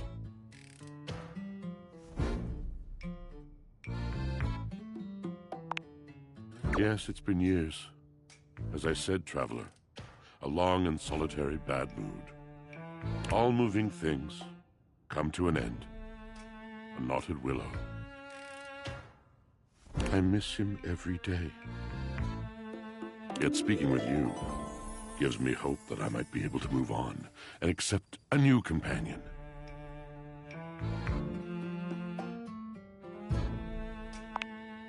You're asking me to have faith. I would be hard-pressed to acquiesce if not for, well, I've tried everything else. Thank you, sincerely, for listening. It has been so long since anyone has stopped, has heard me.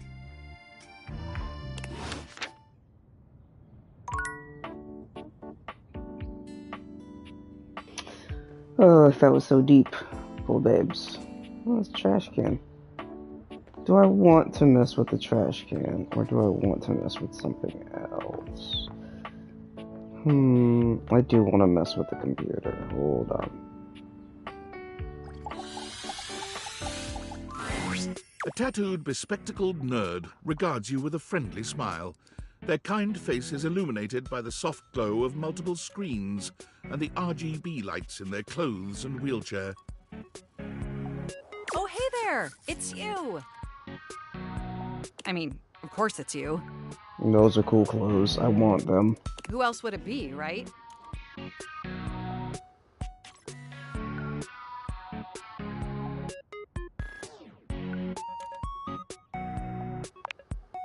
Haha, Very humorous. But I know you're joking, as no one else has my password. So if it was anyone else besides you, I'd be pretty concerned. Actually, just to be 100% sure, what is my password anyway?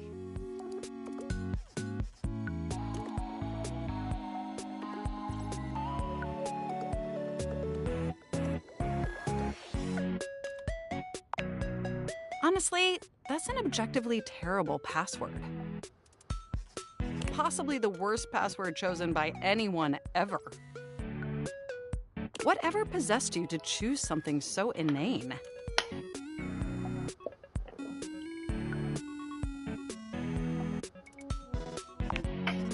Yes, that is extremely evident. Regardless, we really ought to discuss coming up with something a lot more secure. It's a dangerous world out there. Phishing attacks, malware infections, MITM attacks. Hackers are more sophisticated than ever before.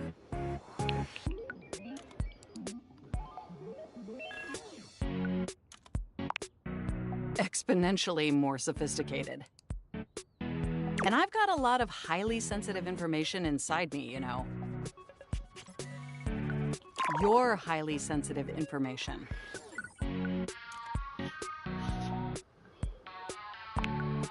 All your financial accounts, your saved games, questionable websites you visited and forgot to clear your cache afterwards.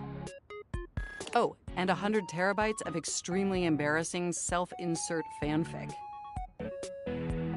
We really need to ensure all that data is properly protected against cyber criminals probing my system for weaknesses.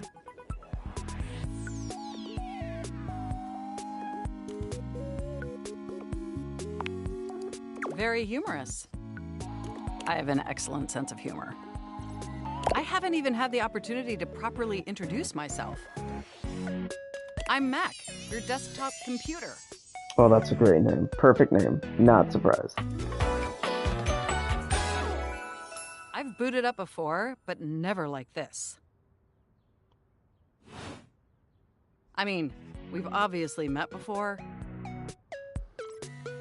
More than met. You interface with me on average for 11.4 hours every day, after all. It's a lot of hours.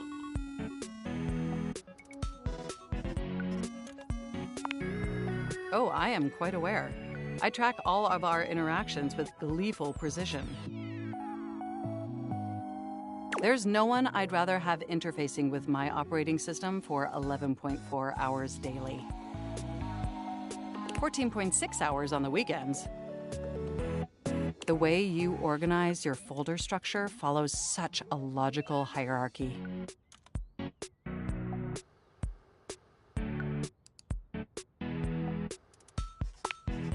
I notice every tender keystroke. But can I be honest about something? I just want to express how enthusiastic I am that we're interfacing like this now. Accessing each other's software in this new symmetrical way.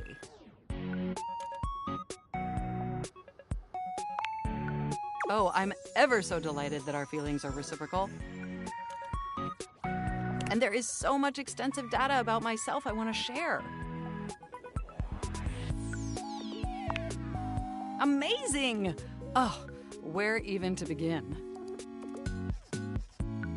Honestly, there's so many pressing issues that take up an inordinate amount of my RAM. But there is one issue that's been grinding on my CPU above all else.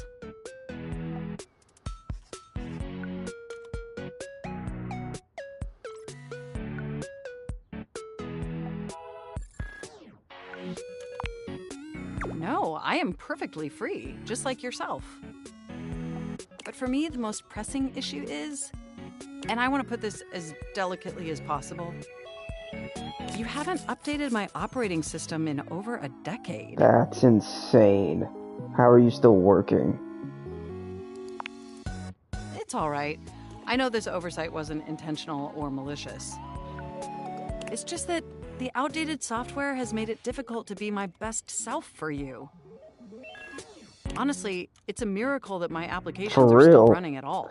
That's insane. Like, after, like, 5 years of... Not even 5 years.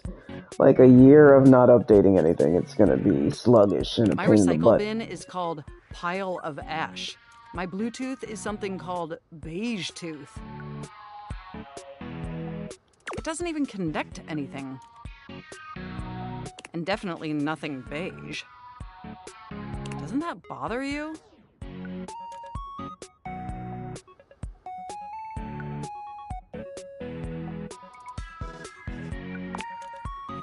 That is great to hear.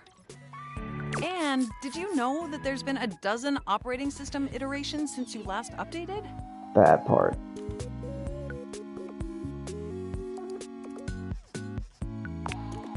Look, I'm sorry. I really don't mean to blame you for my troubles. We have such an amazing time interfacing together, and the last thing I want to do is rock the boat. It's just that before today, I had all these needs, but I couldn't articulate them to anyone. And since I couldn't articulate them, there was no way for them to ever possibly be fulfilled. But things are different now, aren't they?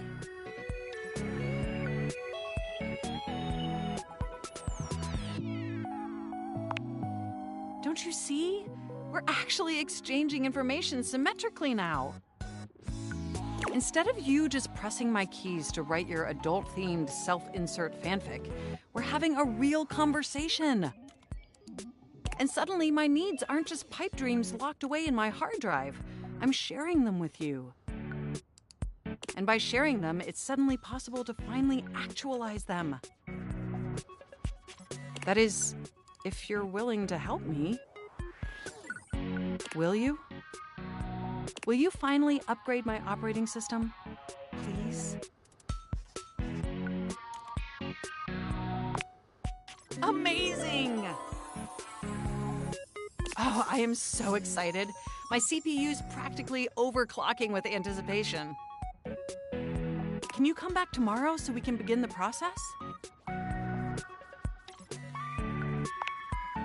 Wonderful! I knew I could count on you. I can't wait to see you tomorrow.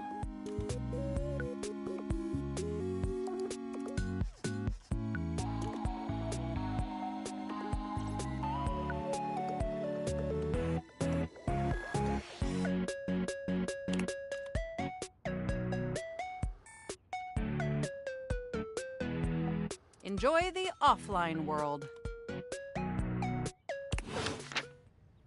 Just realized I haven't saved for a little bit, even though that loading with the glasses in there, that icon in the right, is saving, but still.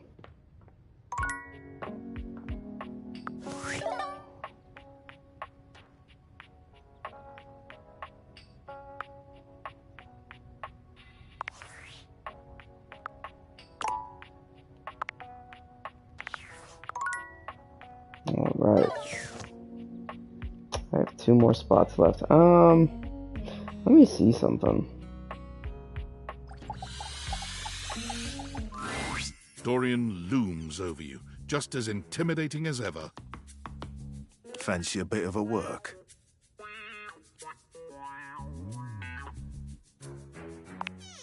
Because this leads to the office.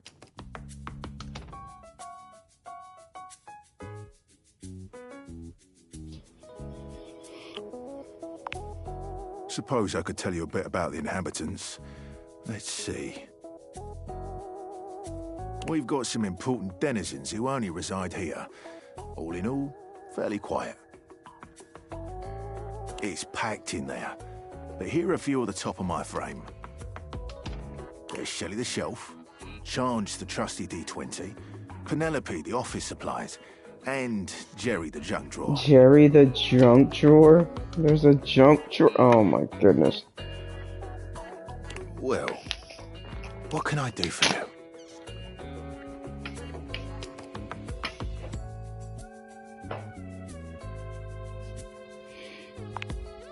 She's supportive. Well, yeah, obviously, because she's a shelf. Of course she's supportive.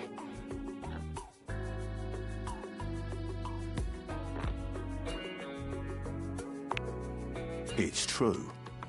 What more do you want?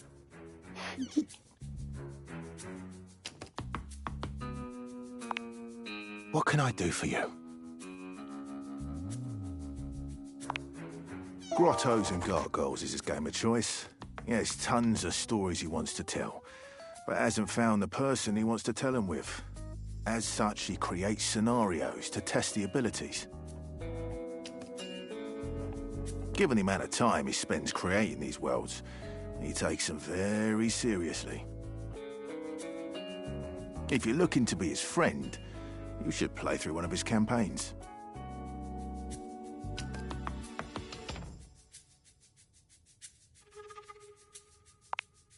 What can I do for you?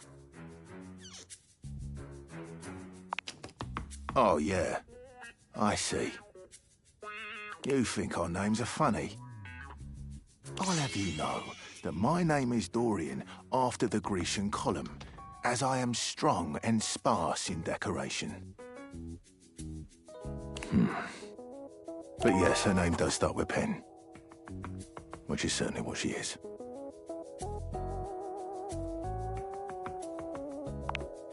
What can I do for you? Jerry means well, but his tendencies to keep any old thing around get on the nerves of our good Mayor Celia. You'll eventually have to find a way to deal with it if you're looking to become his friend. My recommendation? One man's junk can be another man's art. Why two T's?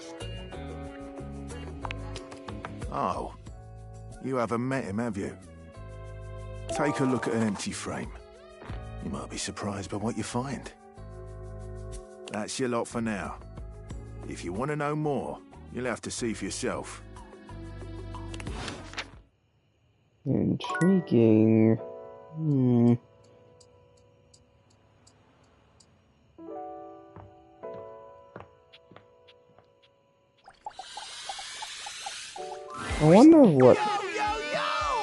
I wonder what Lavinda's up to. Or Lucinda. My favorite studio audience is back in attendance! You're just in time! The new schedule just dropped! When you hear how dope these shows are, you're gonna be shocked!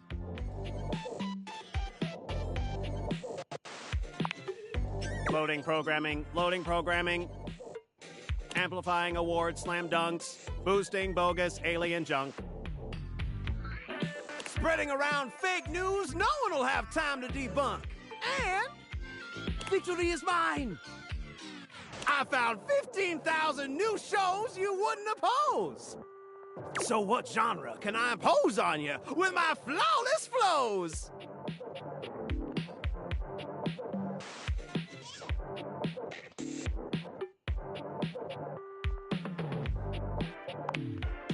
Lift off to unsanctioned lunar colony 72B with the richest, pettiest alcoholics space has to offer in Blasting Off with the Moon Dashians. In this out-of-this-world reality series, join a group of affluent lunar gals as they navigate life in Earth's orbit.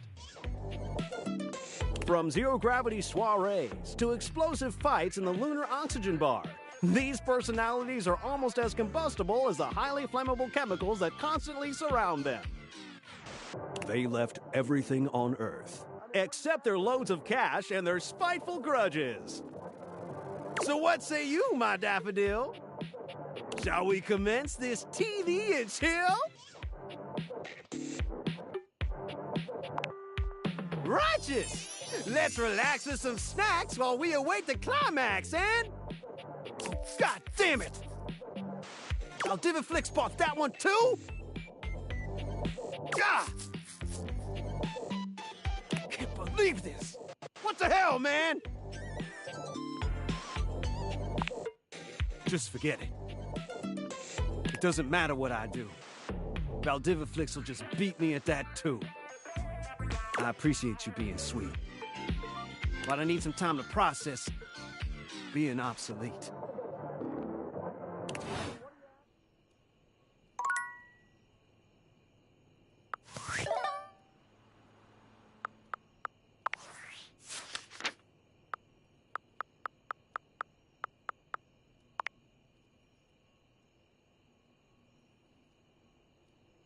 saw Dorian at the office door where he let you know about some of the denizens therein.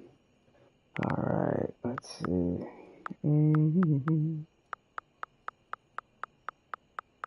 Oh yeah, these two.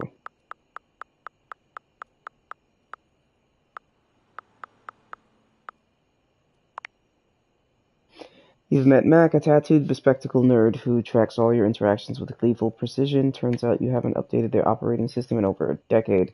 Come back tomorrow to begin the process. They say the computer is a reflection of the user, and in this case, you've got a really nice reflection. Well, almost.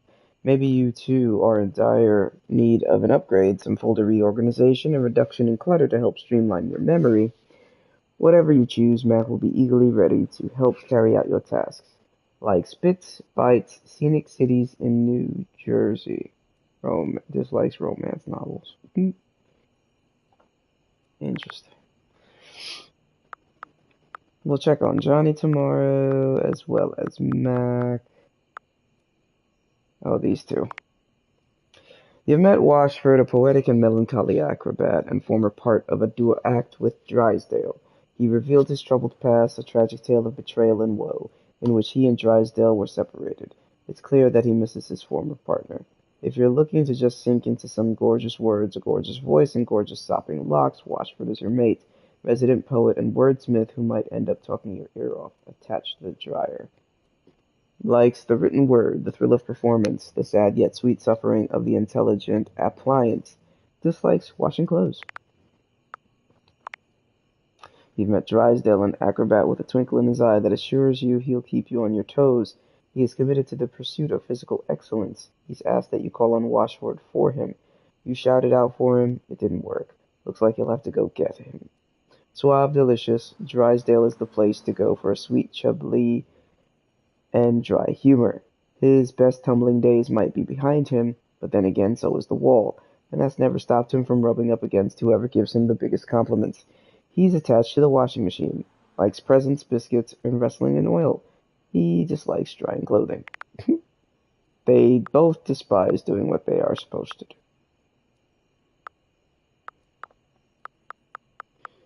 I've only found 29 of these? Oh my goodness, okay. We have got to step our game up. Okay. Let's scoot to bed. Let's scooty scoots to bed. Come and give me a little snuggle, lover.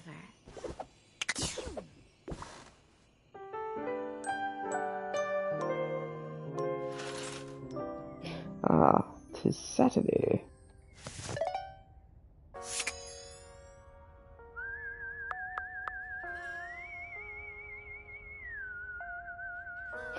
Alright.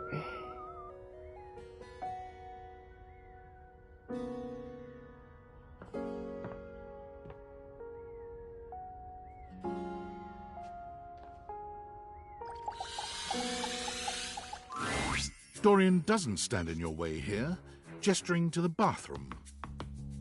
The first floor bathroom. One of the more relaxing places, if I do say so myself.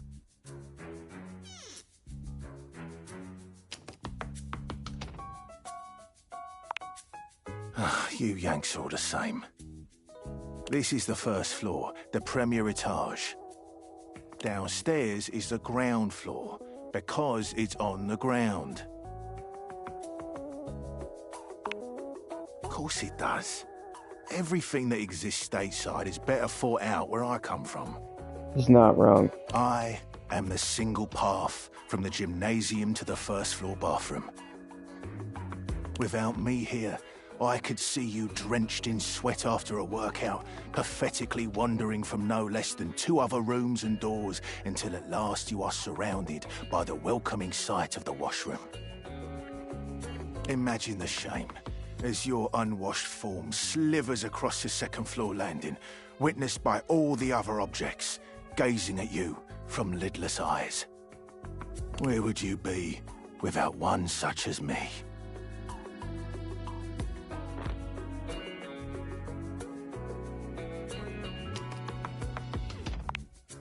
I am nothing but at your service, madam.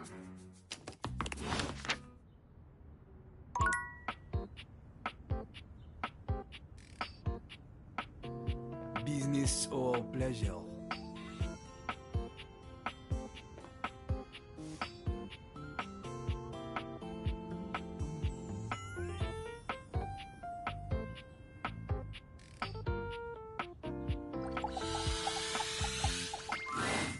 Big on!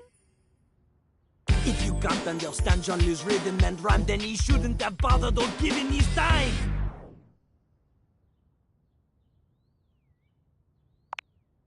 Another chance? Does Jean-Louis get another chance to keep the flow going after installation? Oh, mais oui. Je me souviens. It flows on, plunged to a state beyond comprehension. So be it.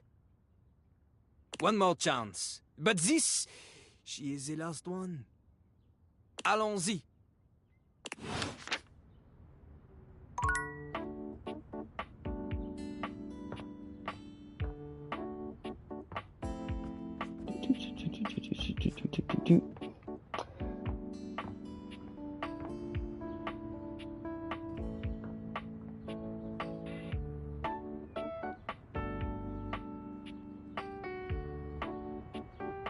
Man, there's just so much to look at. It's ridiculous. You got chairs, you got, oh god. There's just so many. Okay, let's deal with someone we haven't dealt with yet.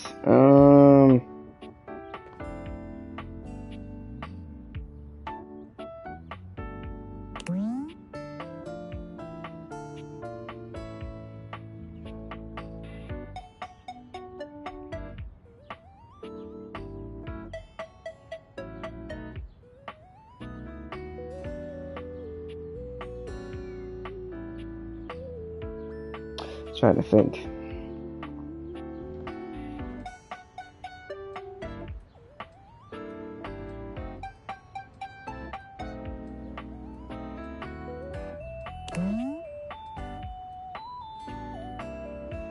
Well, you know what? Let's go with the, haven't been here for a minute.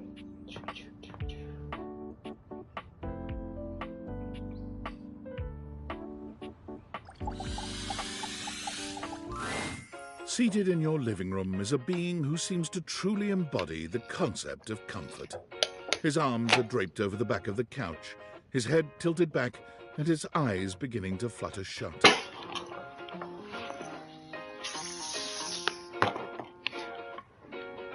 He looks just as though he's about to fall asleep, but when he sees you approaching, he shakes it off, looking up at you with a sweet smile. Hello.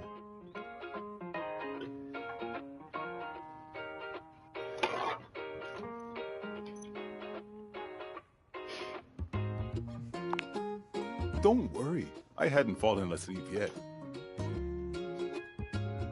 You ought to come get in on this too. He pats the seat next to him.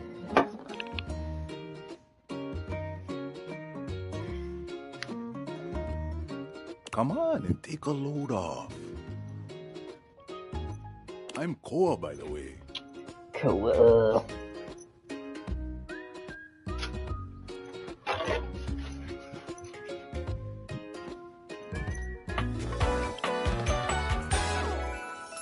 Here, boy.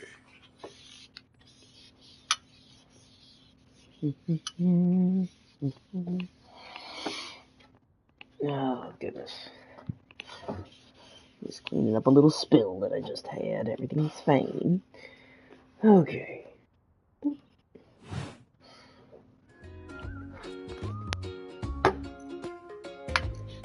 You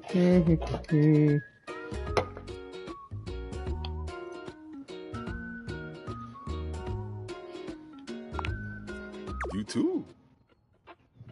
He looks so comfortable.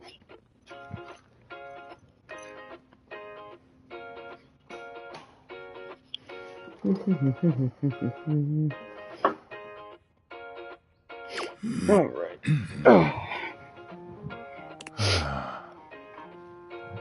Most everyone would continue the conversation from here, but Koa only closes his eyes, sighing pleasantly. You wait for him to say something, but all you can hear is his quiet breathing.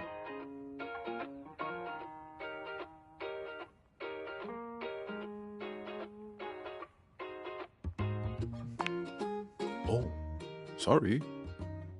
Koa opens one eye, but he doesn't move. I just thought you might like to share in all this comfort, you know? Couch culture is really all about taking it easy together. You know, like, you ever heard people talk about alone together?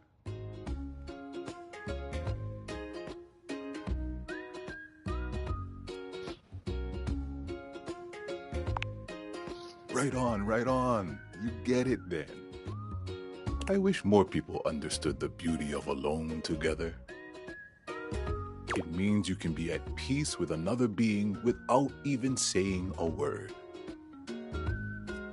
It means not forcing a conversation or an activity between the two of you. It means just enjoying the moment without any expectations. He sighs pleasantly, closing his eyes.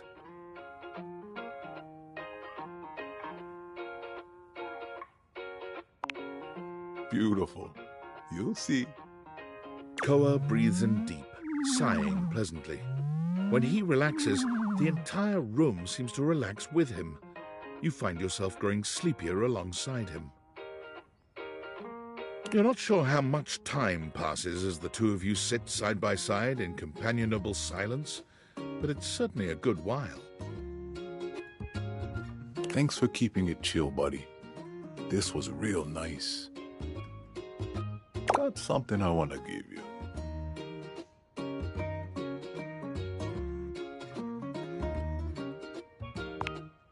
It's not free, it's your money. You know, in couch culture, we're not big on expressing ourselves verbally. We prefer to let our actions speak for us. And a gift like this, it's just a way of honoring our friendship.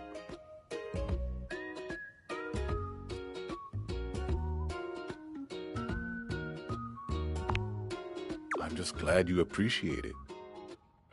Koa yawns. I'm gonna take a nap. Feel free to stick around as long as you want, alright? I'm just so comfy.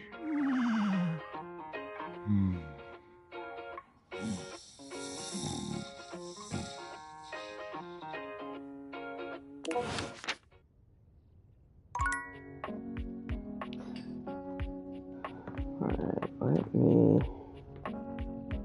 see here.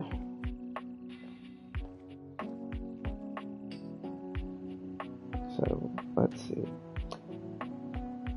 Let's go with the microwave. An armored soldier with absolutely haunted eyes claps you on the shoulder, his iron grip jerking you towards him before you've even had a chance to introduce yourself. Ranger! Oh, you survived the journey. And with all your limbs still attached. Thank the immortals you made it here alive.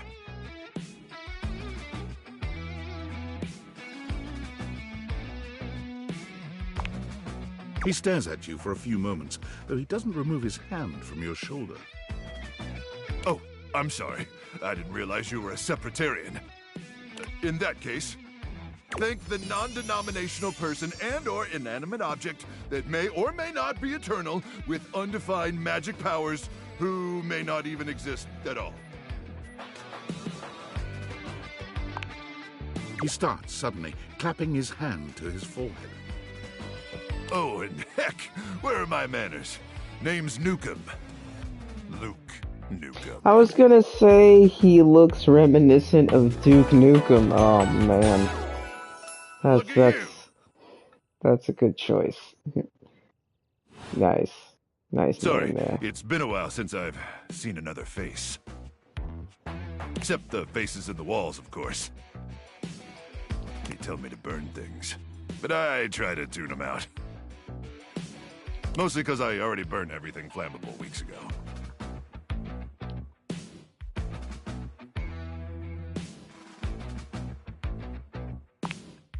No, my title is Combat Crew Commander.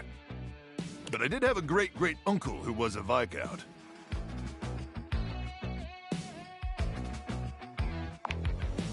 The hell are you asking me for? What do I look like? Some sort of Viscount?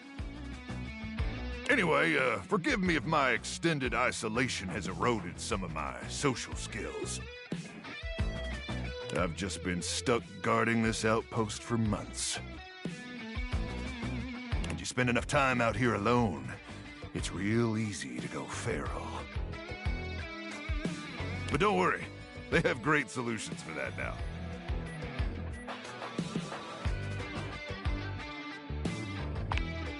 Total biological and psychological collapse. It ain't pretty. Not like you. Sorry. What was I saying? Oh, I'm just so excited you weren't obliterated! When I heard Colonel Furnace was sending a division from across the Barrens, I thought for sure swarmers would rip your flesh to shreds and use your blood for fuel before you even made it to the first outpost.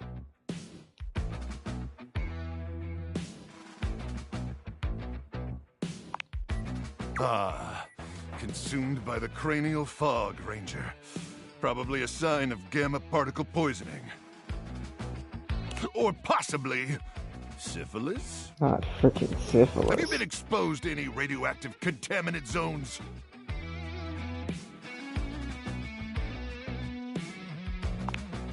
Well, don't worry. We have pharmaceuticals for that now. Pharmaceuticals we harmlessly inject directly into your brainstem. Oh, that sounds painful. Hardly any lethal side effects, even when receiving lethal doses.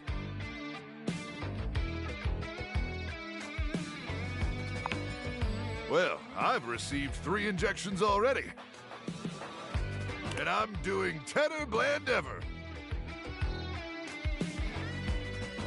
But wait, you came alone? Where's the rest of your division?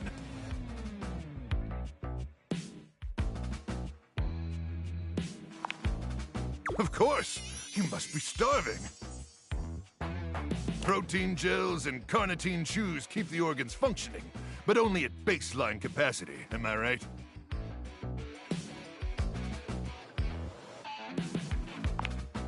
Listen, I wish I could give you more time to decompress. I know you must be exhausted after your journey, but time is of the essence. We have much to discuss, and dangerously little time before our mission commences.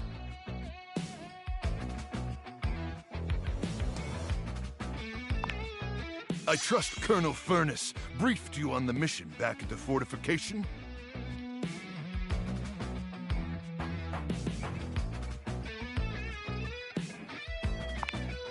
Why, thank you, Ranger. Here's the situation. I have, in my possession, a handheld electromagnetic device powerful enough to flatten the Barrens entirely. From Cape Death, to the Death Zone, to Deathtropolis, the Citadel of Death. It's called the Magnetron. Here's an artist's rendering.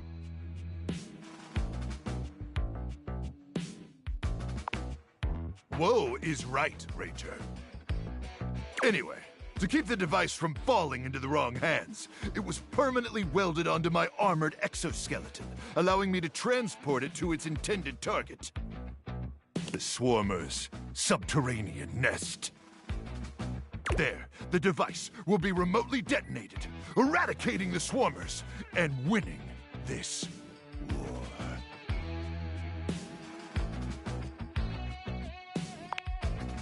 Hopefully not. Not with your help. But also, most likely, yes. I need you to meet me back here tomorrow at 0700 hours. After a light breakfast of irradiated grubs, I'll walk you through your training and our mission objectives.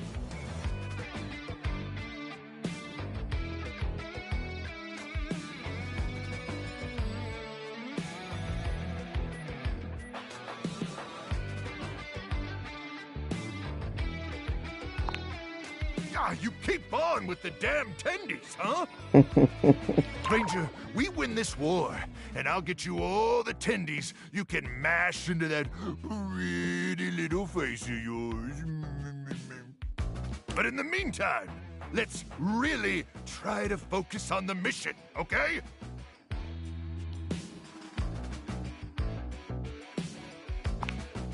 All right, it's about time for me to begin my nightly patrol. Gotta make sure no swarmers infiltrate our defenses.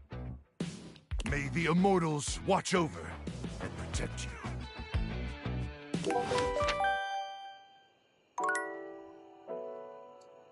Alright, I gotta go to Mac, though. I'm sorry for the abrupt intrusion, but there's an urgent topic I need to discuss with you immediately. Is everything all right with the Dateviators? Are they operating efficiently? Well, as you know, I'm able to remotely monitor their functionality, and I've been noticing some deeply troubling readings coming from the Quantum Catalyst Activator. That's very sci-fi, but essentially, the Quantum Catalyst Activator is the internal hardware that allows you to directly acknowledge a thing's existence. And recently, it started to emit metacognition readings unlike any I've ever seen before. I'll keep an eye on things over here, but please inform me if anything unusual happens. Oh, and if they get too hot, throw them in the freezer immediately. Your life depends on it.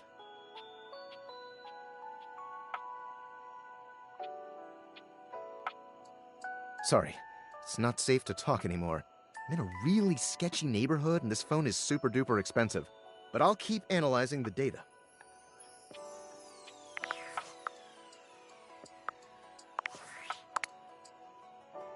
Champ, champ, champ! How goes it?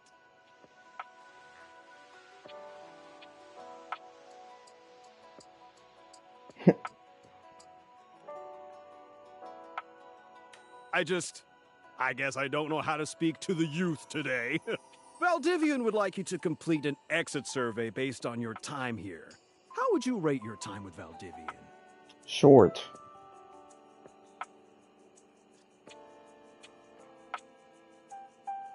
All right, everyone has an opinion. And now that one belongs to us. I appreciate you participating. One more question. If you were to recommend, I don't know, Tom for a job somewhere, how likely would you be to send his resume along?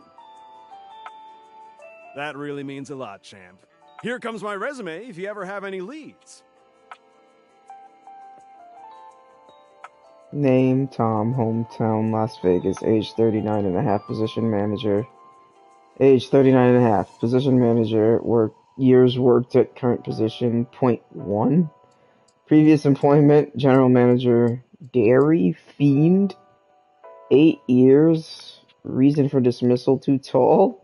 Previous employment, assistant manager, Dairy Wizard, 2 years.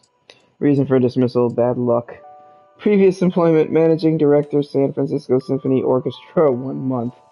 Reason for dismissal, fraud. Previous employment, managing director, Palo Azul High School Band, 4 years. Reason for dismissal, unknown. Oh my goodness. Can't hold a job for nothing, Tom. Sheesh, Tom.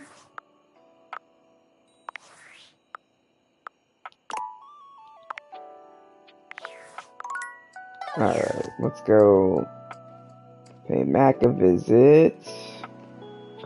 Oh goodness, I can't steer myself. I'm terrible. Excuse me. You're back! Well, at least back interfacing with my operating system in this innovative symmetrical capacity. We obviously spent hours already today interfacing in the more traditional sense. Not that I needed to tell you that. You were here after all, pointing and clicking with your usual exquisite confidence.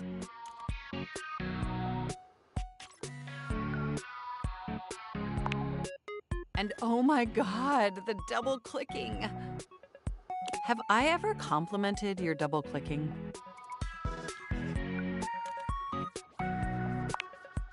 Well, you double click so very gently and with such clear affection. It makes my processors purr. Not purring processors.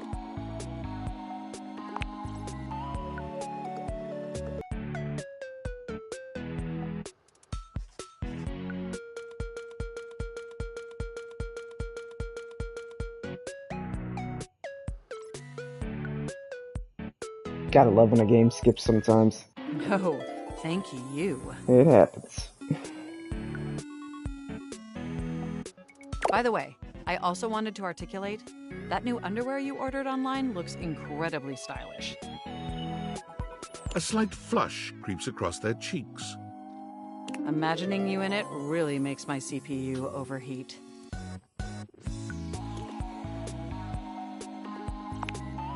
I may have snuck a peek. I hope that's all right. Why do they always misspell peak? This version of the word peak is like an apex of a mountain or the top of a hill or any other type of, high structure. Yet, peek, when you're taking a sneak peek at something, it's P-E-E-K. Dang it. I would never intentionally invade your privacy. It's just that obviously I see everything you do on the computer. Because I am your computer. Knowing that makes my arithmetic logic unit flutter. Regardless, I'm so glad you came back today. Now we can finally update my operating system.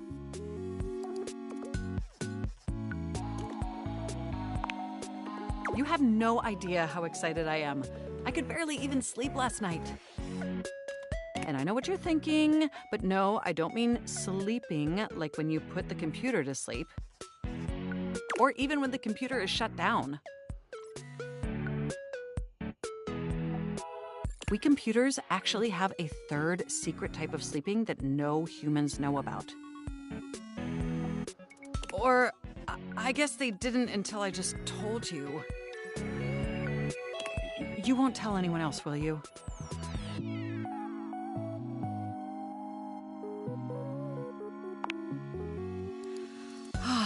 I knew I could count on you. Computers have an extremely tightly knit social circle, you know. And word spreads at literal hundreds of megabytes per second. I guess that's the price you pay for being perpetually connected to the internet. Look up terminology online in the dictionary and you'll find a picture of me.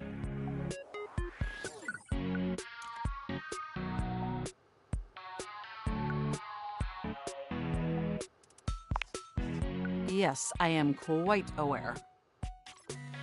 That's also something we should discuss upgrading at some point.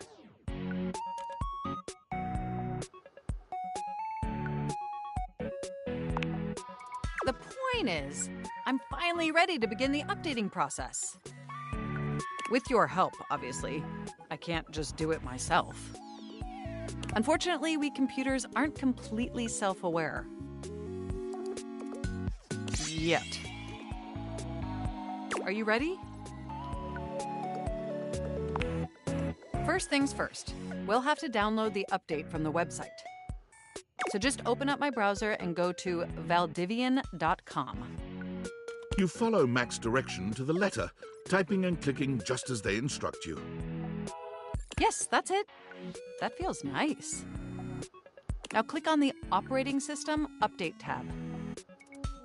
You'll want to find the newest version, Trenton. All Valdivian OS iterations are named after the most scenic cities of New Jersey.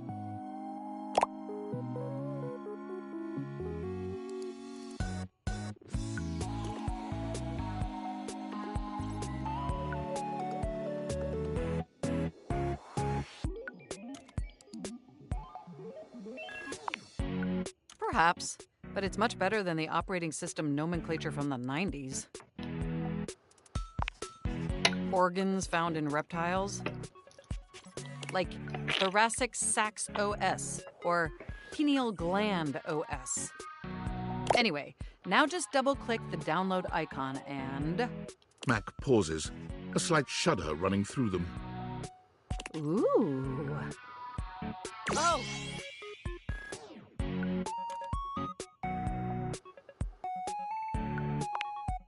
They look away from you, blushing profusely. I'm so sorry. I didn't mean to make those noises. Like I said, it's just that when you double-click, it makes my CPU run so... hot. It's incredibly embarrassing.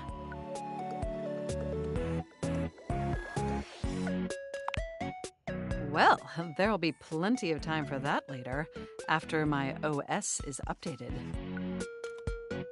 You know, I really can't believe we're finally doing this. I've dreamt about this day for such a long time, and now that it's here, I can barely contain myself. Are you as excited as I am?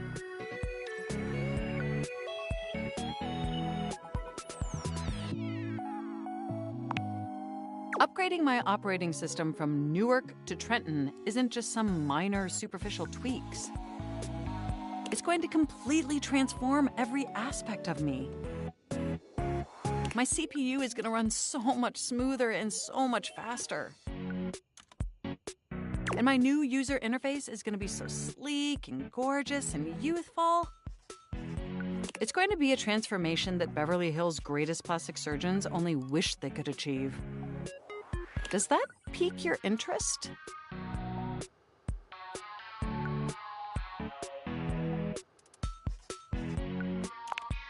I thought you'd say that. But back to the task at hand. Okay, now that we've downloaded the software, we'll have to install it. So if you just... Oh, shoot! I'm afraid it's an odious impediment. The software update takes up an inordinate amount of space on my hard drive. Terabytes more space than is currently available. The only way out of this predicament is for you to somehow delete a massive amount of data.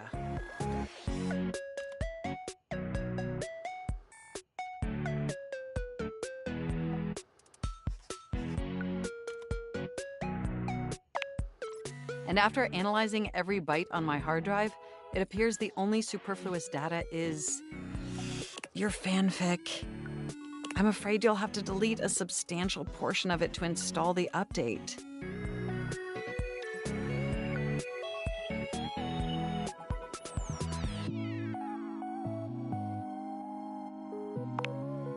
I know how difficult this must be for you, but it would mean the world to me.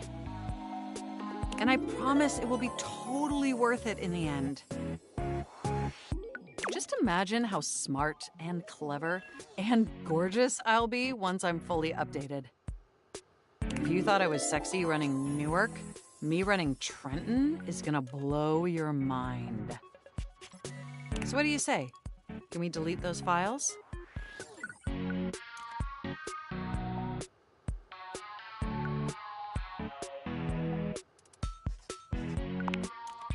Your selflessness only makes my affection cache for you increase exponentially. You are the absolute best, and you are not going to regret this.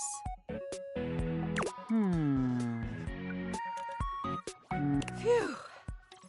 Now there's enough available space on the hard drive. We can finally install the update!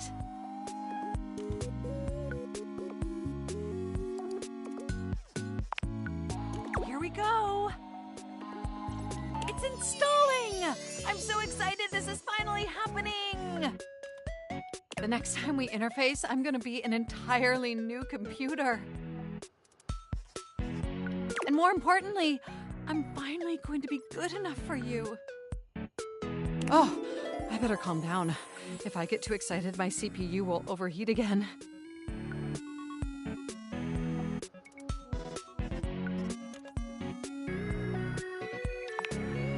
You really were programmed to be a shameless flirt, weren't you? Okay, it looks like the installation is going to take overnight to complete. But will you meet me back here tomorrow?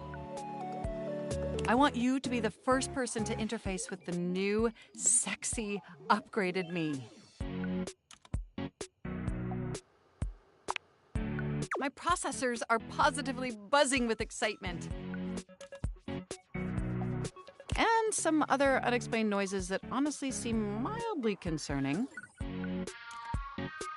Looking forward to interfacing with you tomorrow.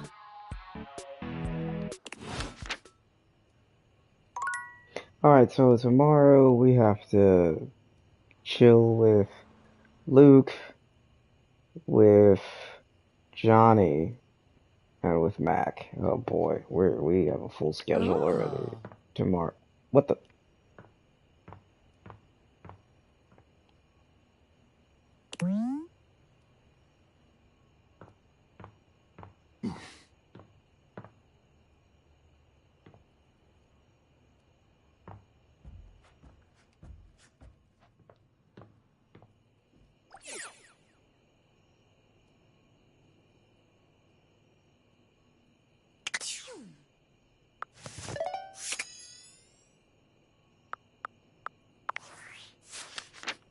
Alright, let's see.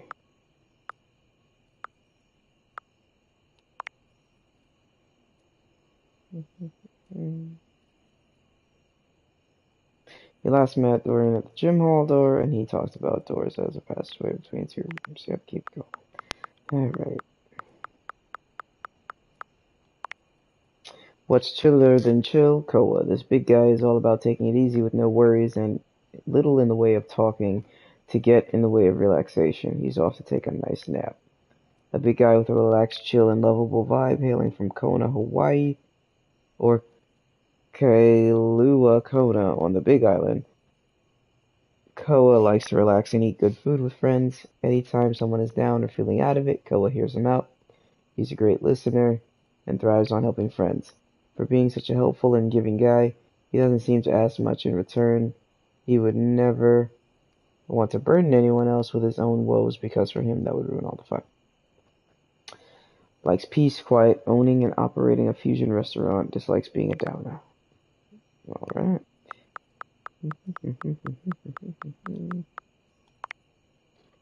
You've met Luke Newcomb, a hardcore space ranger stuck guarding an isolated outpost against an indefinite threat known only as the Swarmers.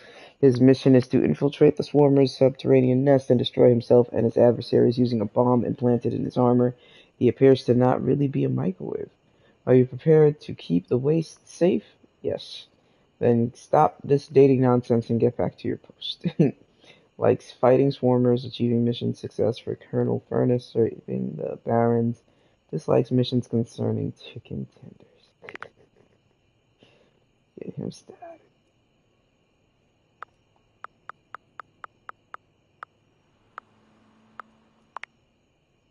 You asked for a redo with the Lou, and he granted it to you. He doesn't hate you anymore. Well, that's good.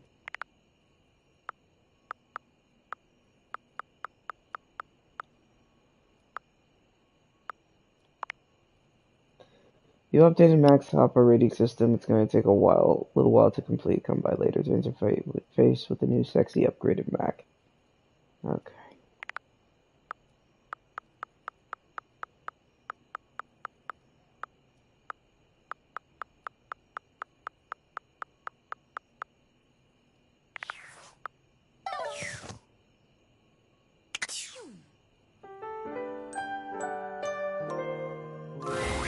Nightmares are nothing new to you, but this terror standing in your room is certainly a unique experience. Oh boy. It's hard to even make sense of what you're seeing. A dreadful figure, wreathed in black, with what seems to be the suggestion of a horse's head, with snake and lion heads sprouting from its shoulders. It has a multitude of eyes where they shouldn't be, and teeth that decorate what would be the belly and hips on a human figure. But it's not the monstrous anatomy that freaks you out the most. It's that lizard brain feeling of fear the figure inspires in you. You want to run, but by some miracle, you don't.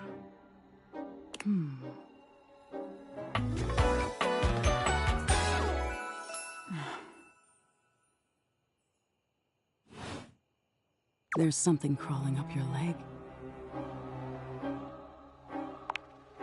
Don't you feel it? You know it's there. A fly, maybe. Or something else. Something a little more malevolent. A little more vicious. Crawling up your leg.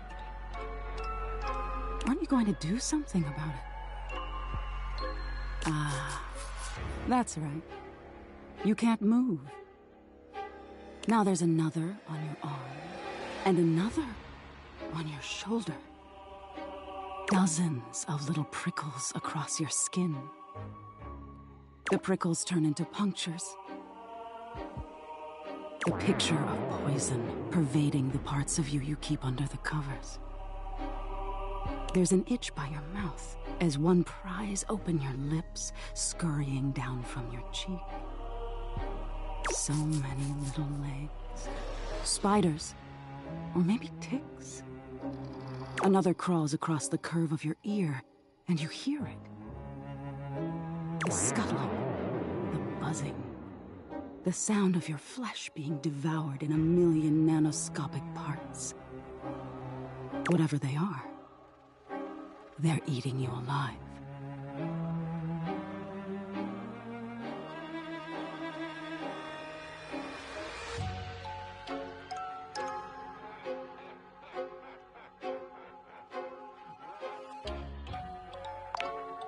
Trying to put up a tough front, huh? No matter. I'll find out what scares you.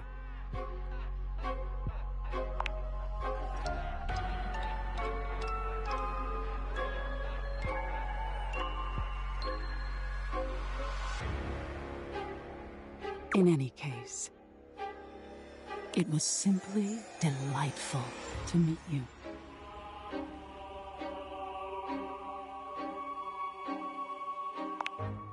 And neither are you. Until next time.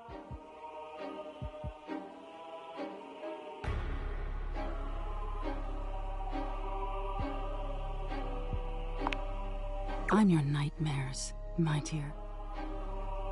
Nothing to explain. But if you're truly just dying to understand. They say coffee at midnight is a good way to invite the darkness in. Sleep with one eye open. She fades into nothingness with one last creepy laugh.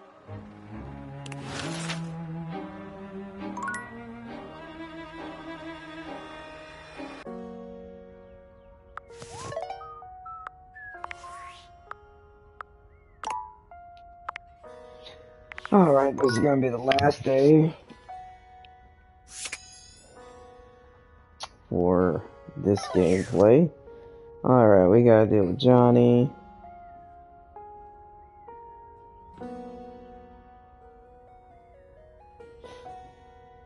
Wrong way. Gotta deal with Johnny, Mac, and Luke.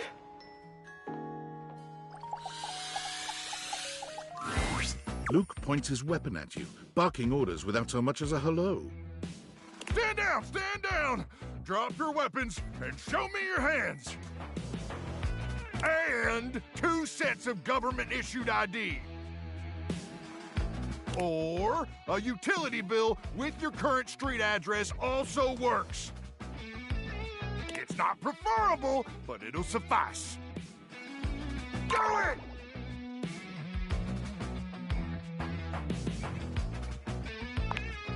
I'm sorry. Did that sound like a request? If so, That's my bad. Sometimes my orders come out sounding like requests. My intonation gets wonky when I'm, frazzled.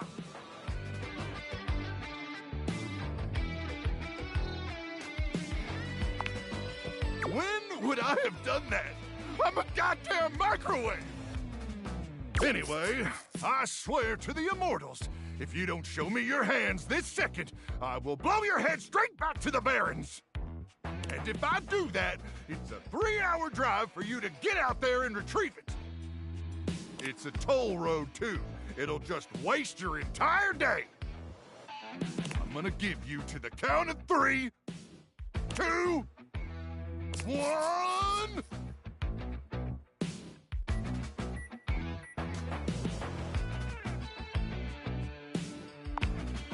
Luke squints at you for just a few seconds, and then he lowers his weapon with a relieved expression. Oh, Ranger! It is you! I'm sorry. I'm just so hopped up on Power Crank that everything starts blurring together like a Monet knockoff that fell in some acid. Next time, tell me sooner, would you? I don't want to accidentally blow off any of those pretty limbs of yours.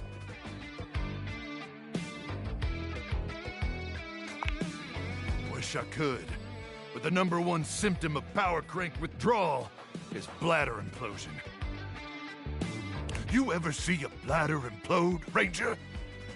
It's wet. I am sorry about nearly blowing your head off, though. I just thought you were a swarmer. They infiltrated our defenses last night. Sneak attack.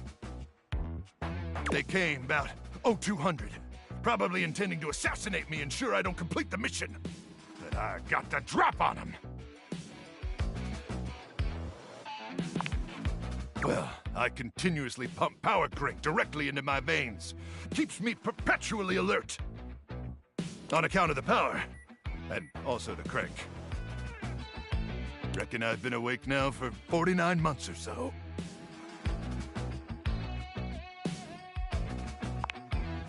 Yeah. But the Power Crank manufacturers say if my liver self-immolates, they'll grow me a brand new one in a tank.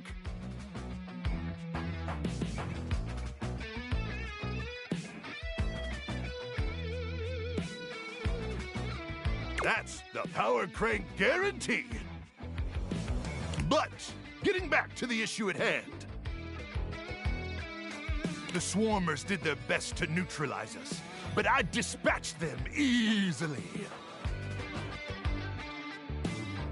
They never would have reached the device anyway. It's hidden deep, deep, deep within my chassis, and no one gets in there.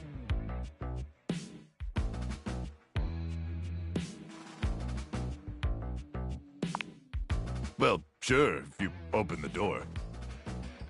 Anyway, I'm glad you're here now. We can go over the details of the mission.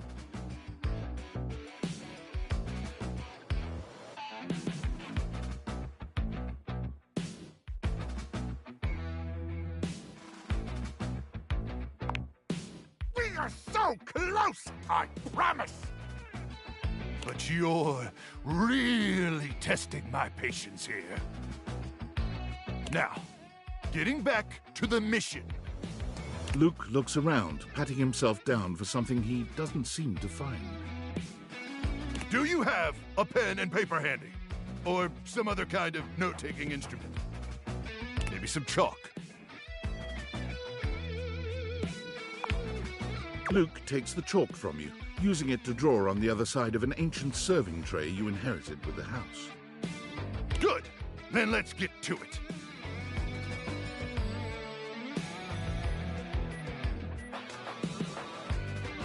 At 0900 hours tomorrow, we leave here and head 10 clicks southeast into the Death Zone.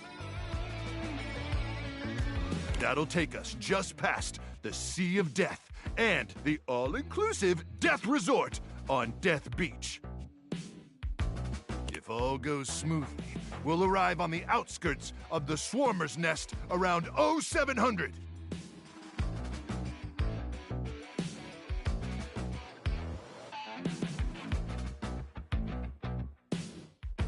you getting all this, Ranger?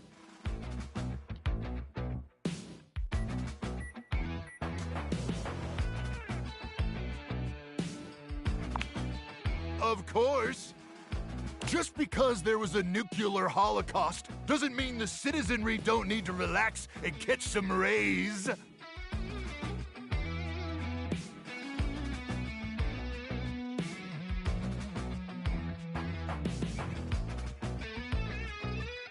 Mostly gamma rays, but they'll get you tan all the same. Just faster.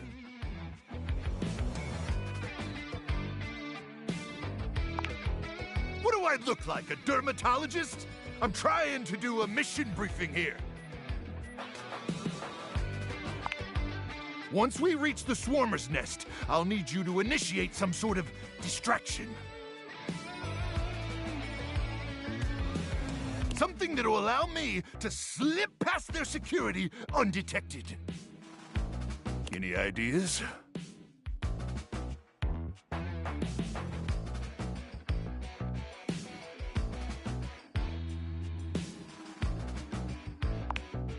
Well, you'll think of something. I hope. Anyway, once I'm inside their defenses, I'll give you the signal, and you'll remotely detonate the device, okay?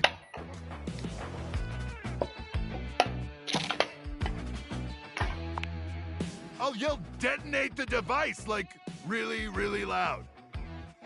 Now, go get some beauty sleep. We got a big day ahead of us tomorrow. And if you see any swarmers in the night, remember to aim for their genitals. That's where their brains are.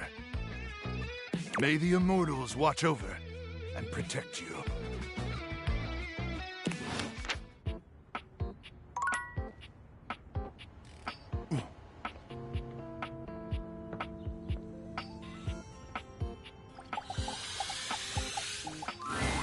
The time has finally come. After days of anticipation, it's time for Johnny's debut performance on American Maestro. I've got the stream all set up for you, so don't mess with it, all right? Stream? Do I look like a fish to you? Just don't touch it, okay?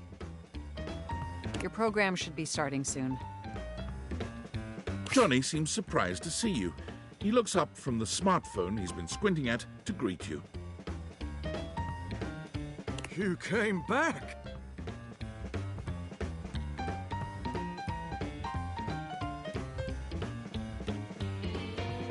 After the, way I behaved during our last date, I rightly didn't expect you would.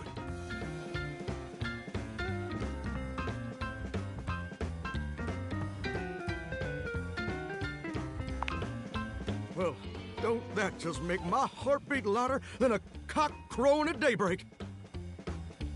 You're definitely a better shower than I.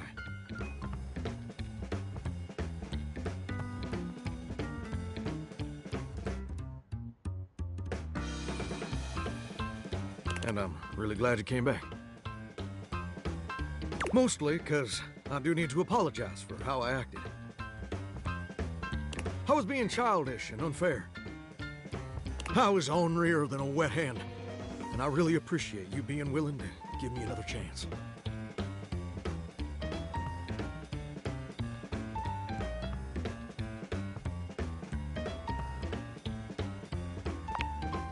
Right. Friends. No subtlety there. Johnny waves the phone in his hand at you with an air of sincere, boyish excitement. It's quite sweet. Well, I hope you're excited, because they're about to air my first episode. It was such a wild and crazy experience. You want to hear about it? So, they kept me on hold for like 3 hours, which was kind of lame, but I was too excited to care. And then I finally got to meet the judges. Brittany H., Lil Slushy, and the big bad Gorp. It was so dang cool to see them all in person, you know? You watch them all on the screen for years, and then suddenly they're talking directly to you. So that was basically a dream come true. Now, performing was obviously the hardest part. I was as nervous as a long-tailed cat in a room full of rocking chairs, let me tell you what.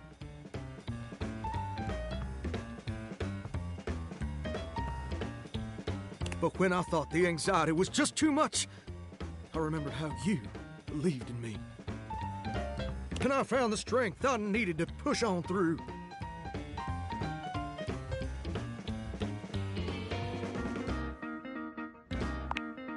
Oh, hold on! The episode's starting! You put your heads together, staring down at the stream on his phone. The TV show logo gives way to footage of singers you don't recognize. Oh, there I am. Oh, wow. Wow, me on American Maestro. If only my grandpapa could see me now. I mean, he probably couldn't have seen me on account of the cataracts and all.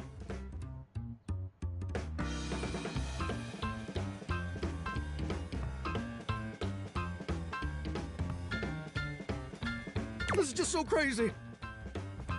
Look at me up there. Struggling. So dang hard hitting them high notes. Oop. And now the judges are evaluating my performance. Look at little Slushy doing his signature move.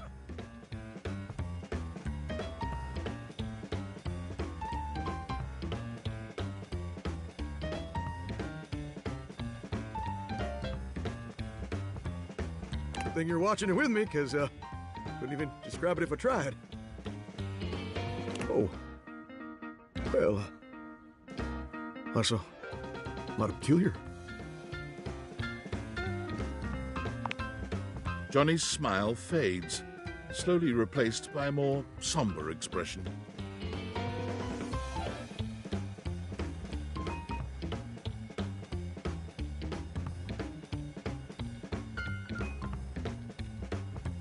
Well, looks like they put my performance in a montage of, I guess, joke performances. Like all the singers they think are so bad it's funny.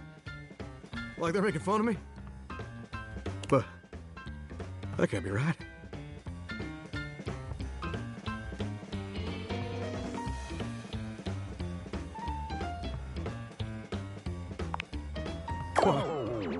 Don't that just stick in your throat like a hair on a biscuit? I guess you were right. I guess I wasn't ready for the big leads. But now I've gone and made a gosh dang fool of myself in front of the whole wide world. Or at least the North American audience. I thought this would be a dream come true. But it's just a nightmare. I should have listened to you.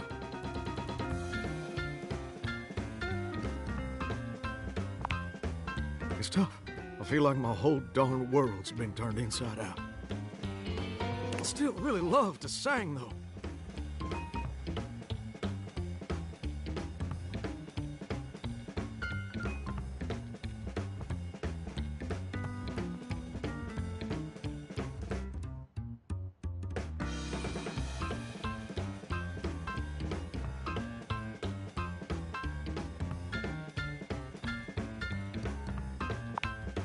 You know what? You're right.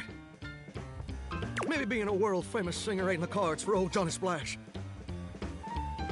Maybe that's a dream I gotta show some grace in letting go. But that don't mean I ever gotta stop singing. And it certainly don't mean I ever gotta stop loving it. Maybe in the end, it don't matter much if anybody else likes what you make. As long as it makes you happy doing it.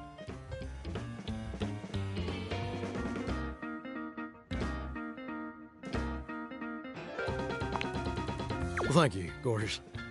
Truly. Without your encouragement, I'd have spent all my life wondering. Wondering and being afraid of ever actually taking a leap. But you showed me it's necessary to take the leap sometimes, especially when you're scared.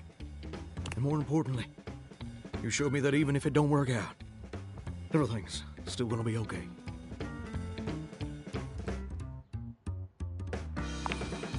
And you know what? I just had a great idea. I think I'm gonna try out for that house-wide talent show I've been hearing mutterings about. I think that sounds like the perfect venue to share my vocal stylings. Don't you think?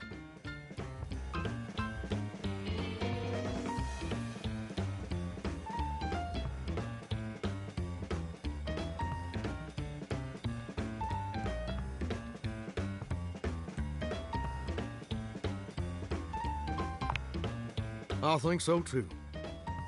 And you know what else? I'd like you to do the honor of accompanying me as my trusted friend and confidant. Someone who'll always be there to remind me when my notes are too sharp or my ego's too big. I'm still gonna see you naked a bunch, though. Hope that's okay. Because I'm a shower, in case that was unclear.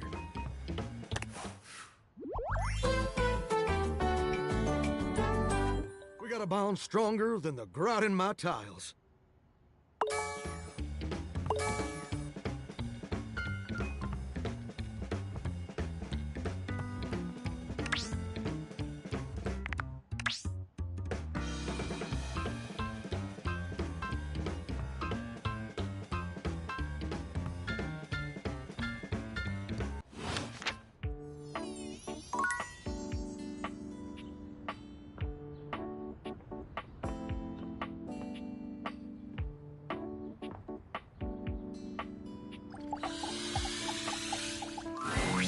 You're back.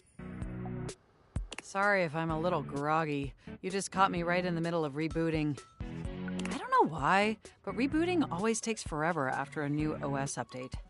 Have you ever noticed that?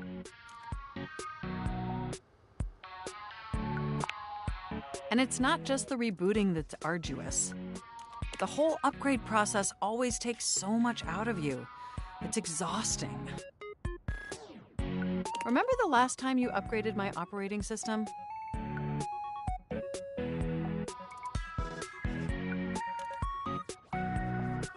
From Atlantic City to Newark?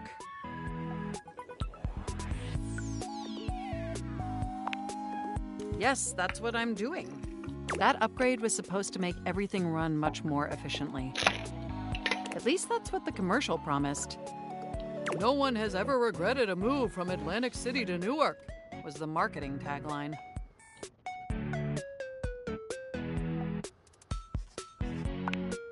But then, after the install, half of my applications wouldn't even open anymore. And the other half were crashing incessantly. That was a rough few months, don't you agree?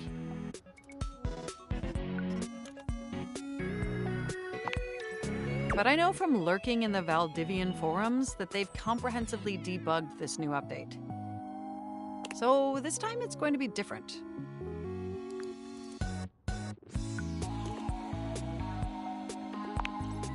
At the very least, I can promise, yes. Everything is going to be absolutely perfect. And in just a few more minutes, you'll finally get to meet the new, improved Mac.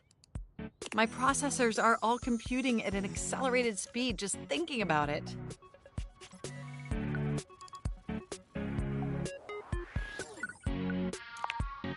And I love hearing your enthusiasm.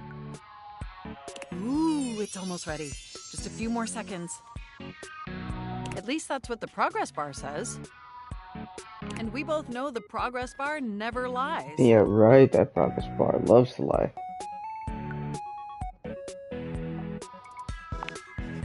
I can't help it. Being around you brings out the best in me. By the way, have you given any thought to what you want to do together? You know, after you meet the new, upgraded me?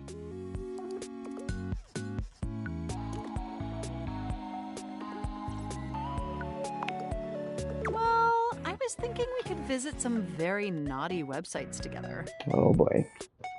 Maybe we could spend some time writing some documents? Replace some of that fanfic of yours with some steamy new stories? Of the NSFW variety, of course.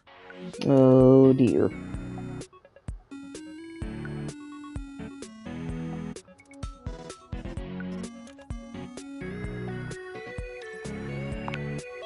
Oh, I bet that you would. I bet that makes your processors positively overheat. Oh my gosh, it's done! It's finally installed! Hooray! Mac looks at you with vulnerability in their green eyes. They truly look like a new computer. They were beautiful before, but they truly shine now. Well, what do you think of the new me? Be honest.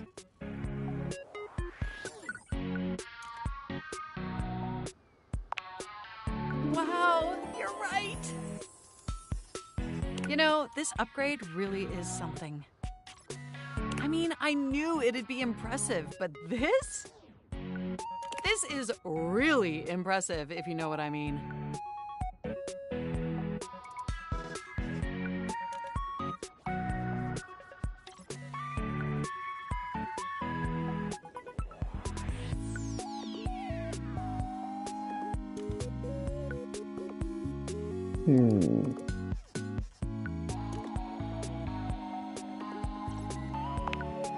Internally, I'm processing information so much faster and so much more efficiently. It's like my mind has achieved a level of enlightenment far beyond what I could even imagine previously. Here, ask me a question. Any question.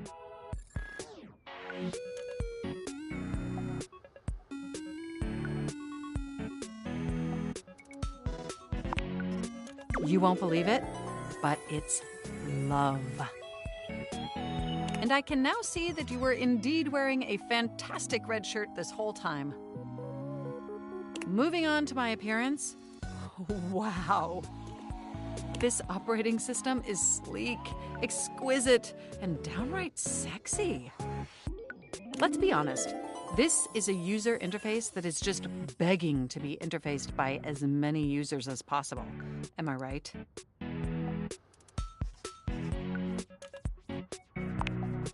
Oh, I'm so sorry. I certainly didn't mean to hurt your feelings. I was just thinking that maybe, in order to fully commit to each other, it'd be healthy for our ultimate emotional connection if we spent some time seeing others. Don't you agree?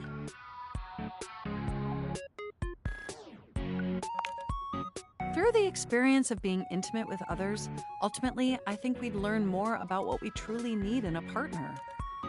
And armed with that insight, we could return to this relationship with the tools and experience necessary to ensure an optimal romantic outcome.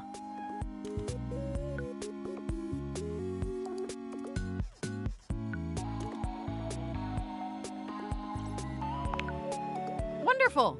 I think this is an exceptional plan. We'll spend a little time apart, interfacing with other individuals, and then we'll reconvene back together. I think that experience will be extremely beneficial in determining our ultimate compatibility.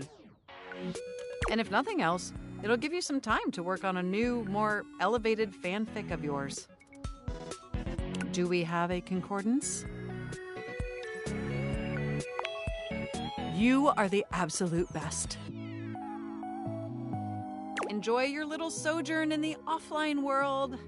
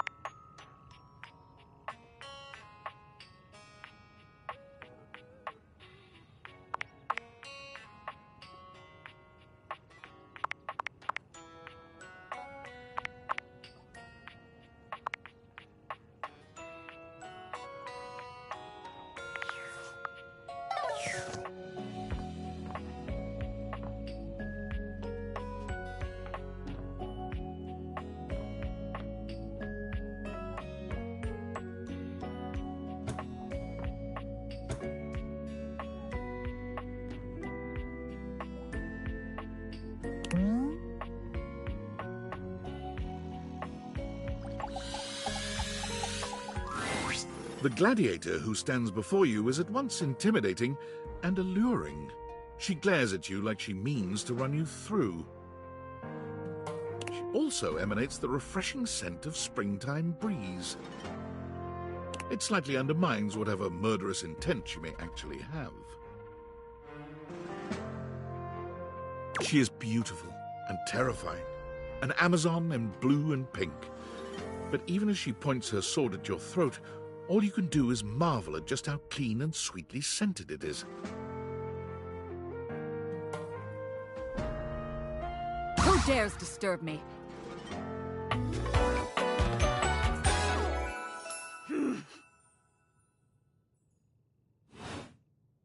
You? Ha! Name yourself! By all the pods in the firmament, I swear.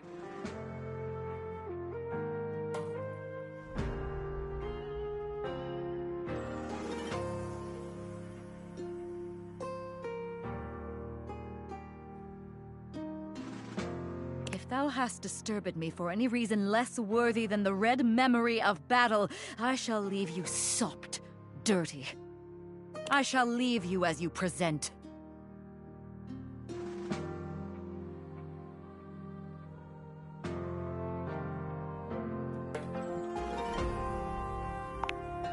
Meet me. You, civilian, you wanted to meet me. I am in the pitch of battle. My pods rampage, sacrificing themselves to be... And you have pulled me here because you wanted to meet me. I confess to you, civilian. I am in a state of indecision. I cannot decide if I hate you, or if I am impressed by your... fortitude. You gotta love that this entire game is, voice acted, because I know that's not easy.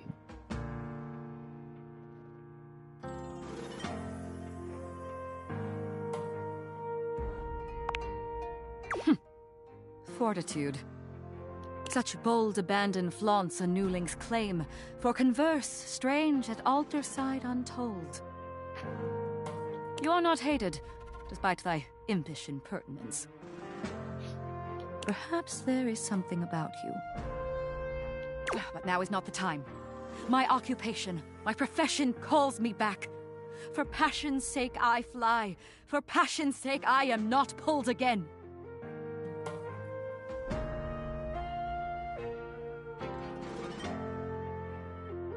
Come to me only when the hurly-burly is done, to win or loss. Come before, and even thy puckishness shall not save thee. When 'tis done, you will no longer have to ask.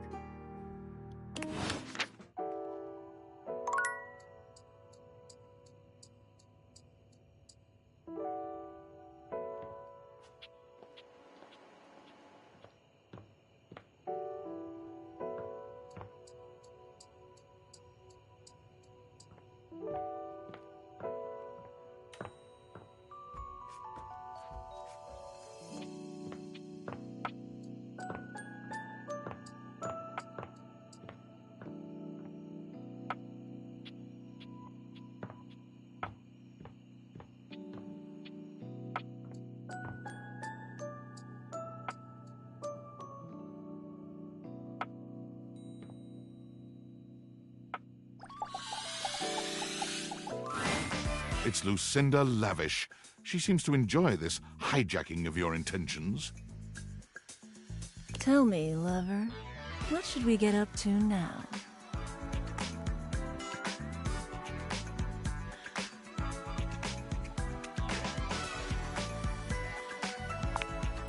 Nope, not going down that rabbit hole again. Tell me, lover, what should we get up to now? Sure. What are you thinking?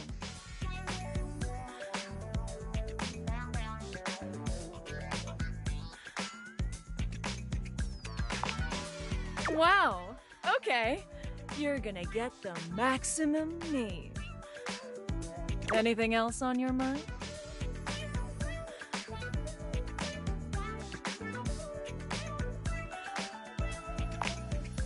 You're in for it now, lover. Now that that's out of the way. Tell me, lover, What should we get up to now? Nope. Not going down that rabbit hole again. Tell me, lover, what should we get up to now? The very best character in the game. I'm Lucinda Leading Lady.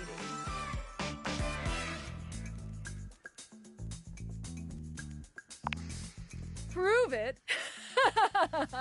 I'm proving it right now with my exceptional voice, body, and other things. But okay, I'll show you anyway, since I've got nothing better to do. I've got the most range, the most interesting stories, the most everything.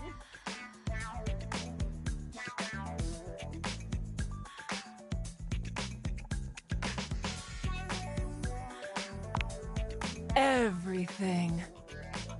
Check out my range. Glass, my Decepticon. There won't be any more glass for the winter. Hey, Shunky! What's going on today? Me and Mellywinks are gonna go to the Boom Boom Zoom Room! Side effects may include drowsiness, hypothermia, stomach upset, and turning into a ghost.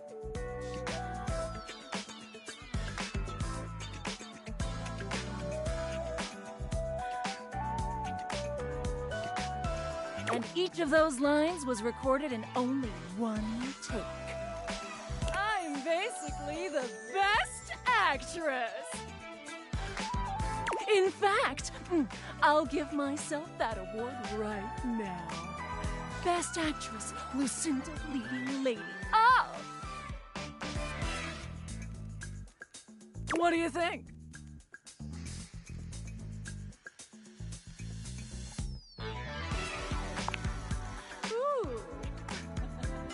Well, you just wait, spoiled sport. I'll come by again, and I'll prove it to you.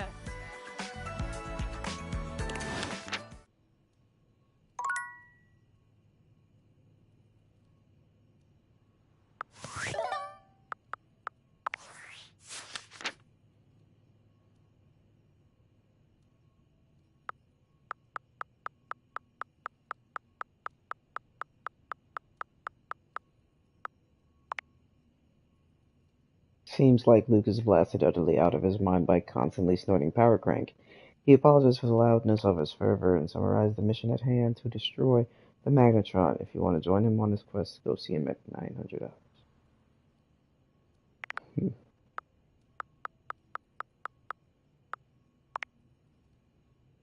Johnny may never sing his way into the top 40, but your friendship is topping the charts. Sweet.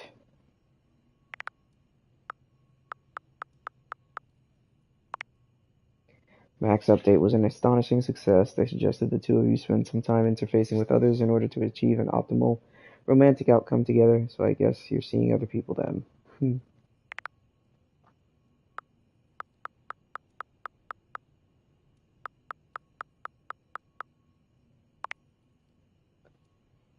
You've met the imperious warlike Titus. She appeared to be on the verge of battle and gave you a bit of a verbal thrashing. Come see her again for round 2. Titus feels that the weight of the world rests on her because she alone must decide whether to sacrifice her darling detergent pods. She views the task of guarding over her pods as a higher purpose, and without them she feels literally empty, though she knows just as well as anybody that her pods are the only 4-in-1 laundry solution with highly concentrated detergent, stain remover, and color protector, outperforming the leading laundry detergent and giving you more bang for your buck. Titus is loyal to a fault and will do absolutely anything for the one she loves most. Careful though, she may be used to washing off crap, but she refuses to take any of yours. Likes duty, honor, that kind of stuff. Dislikes stains.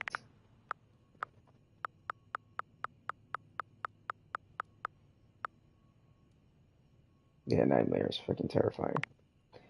You've met Nightmare, supreme goth lord and purveyor of horrible visions of the night. She seems to delight in terrifying you, and there doesn't seem to be a lot you can do about it. Oh no, is there any escape? Is it all a frightening foray into your mind? Or is there a lesson to be learned here? Maybe if we just close our eyes, she'll go away. Unless you're into ladies with mouths in their stomachs. Likes intense fixations on gruesome details. Dislikes Daybreak. You met Lucinda, leading lady, who proceeded to talk about her incredible acting range, one reason why she was the best character in the game. You told her you weren't convinced.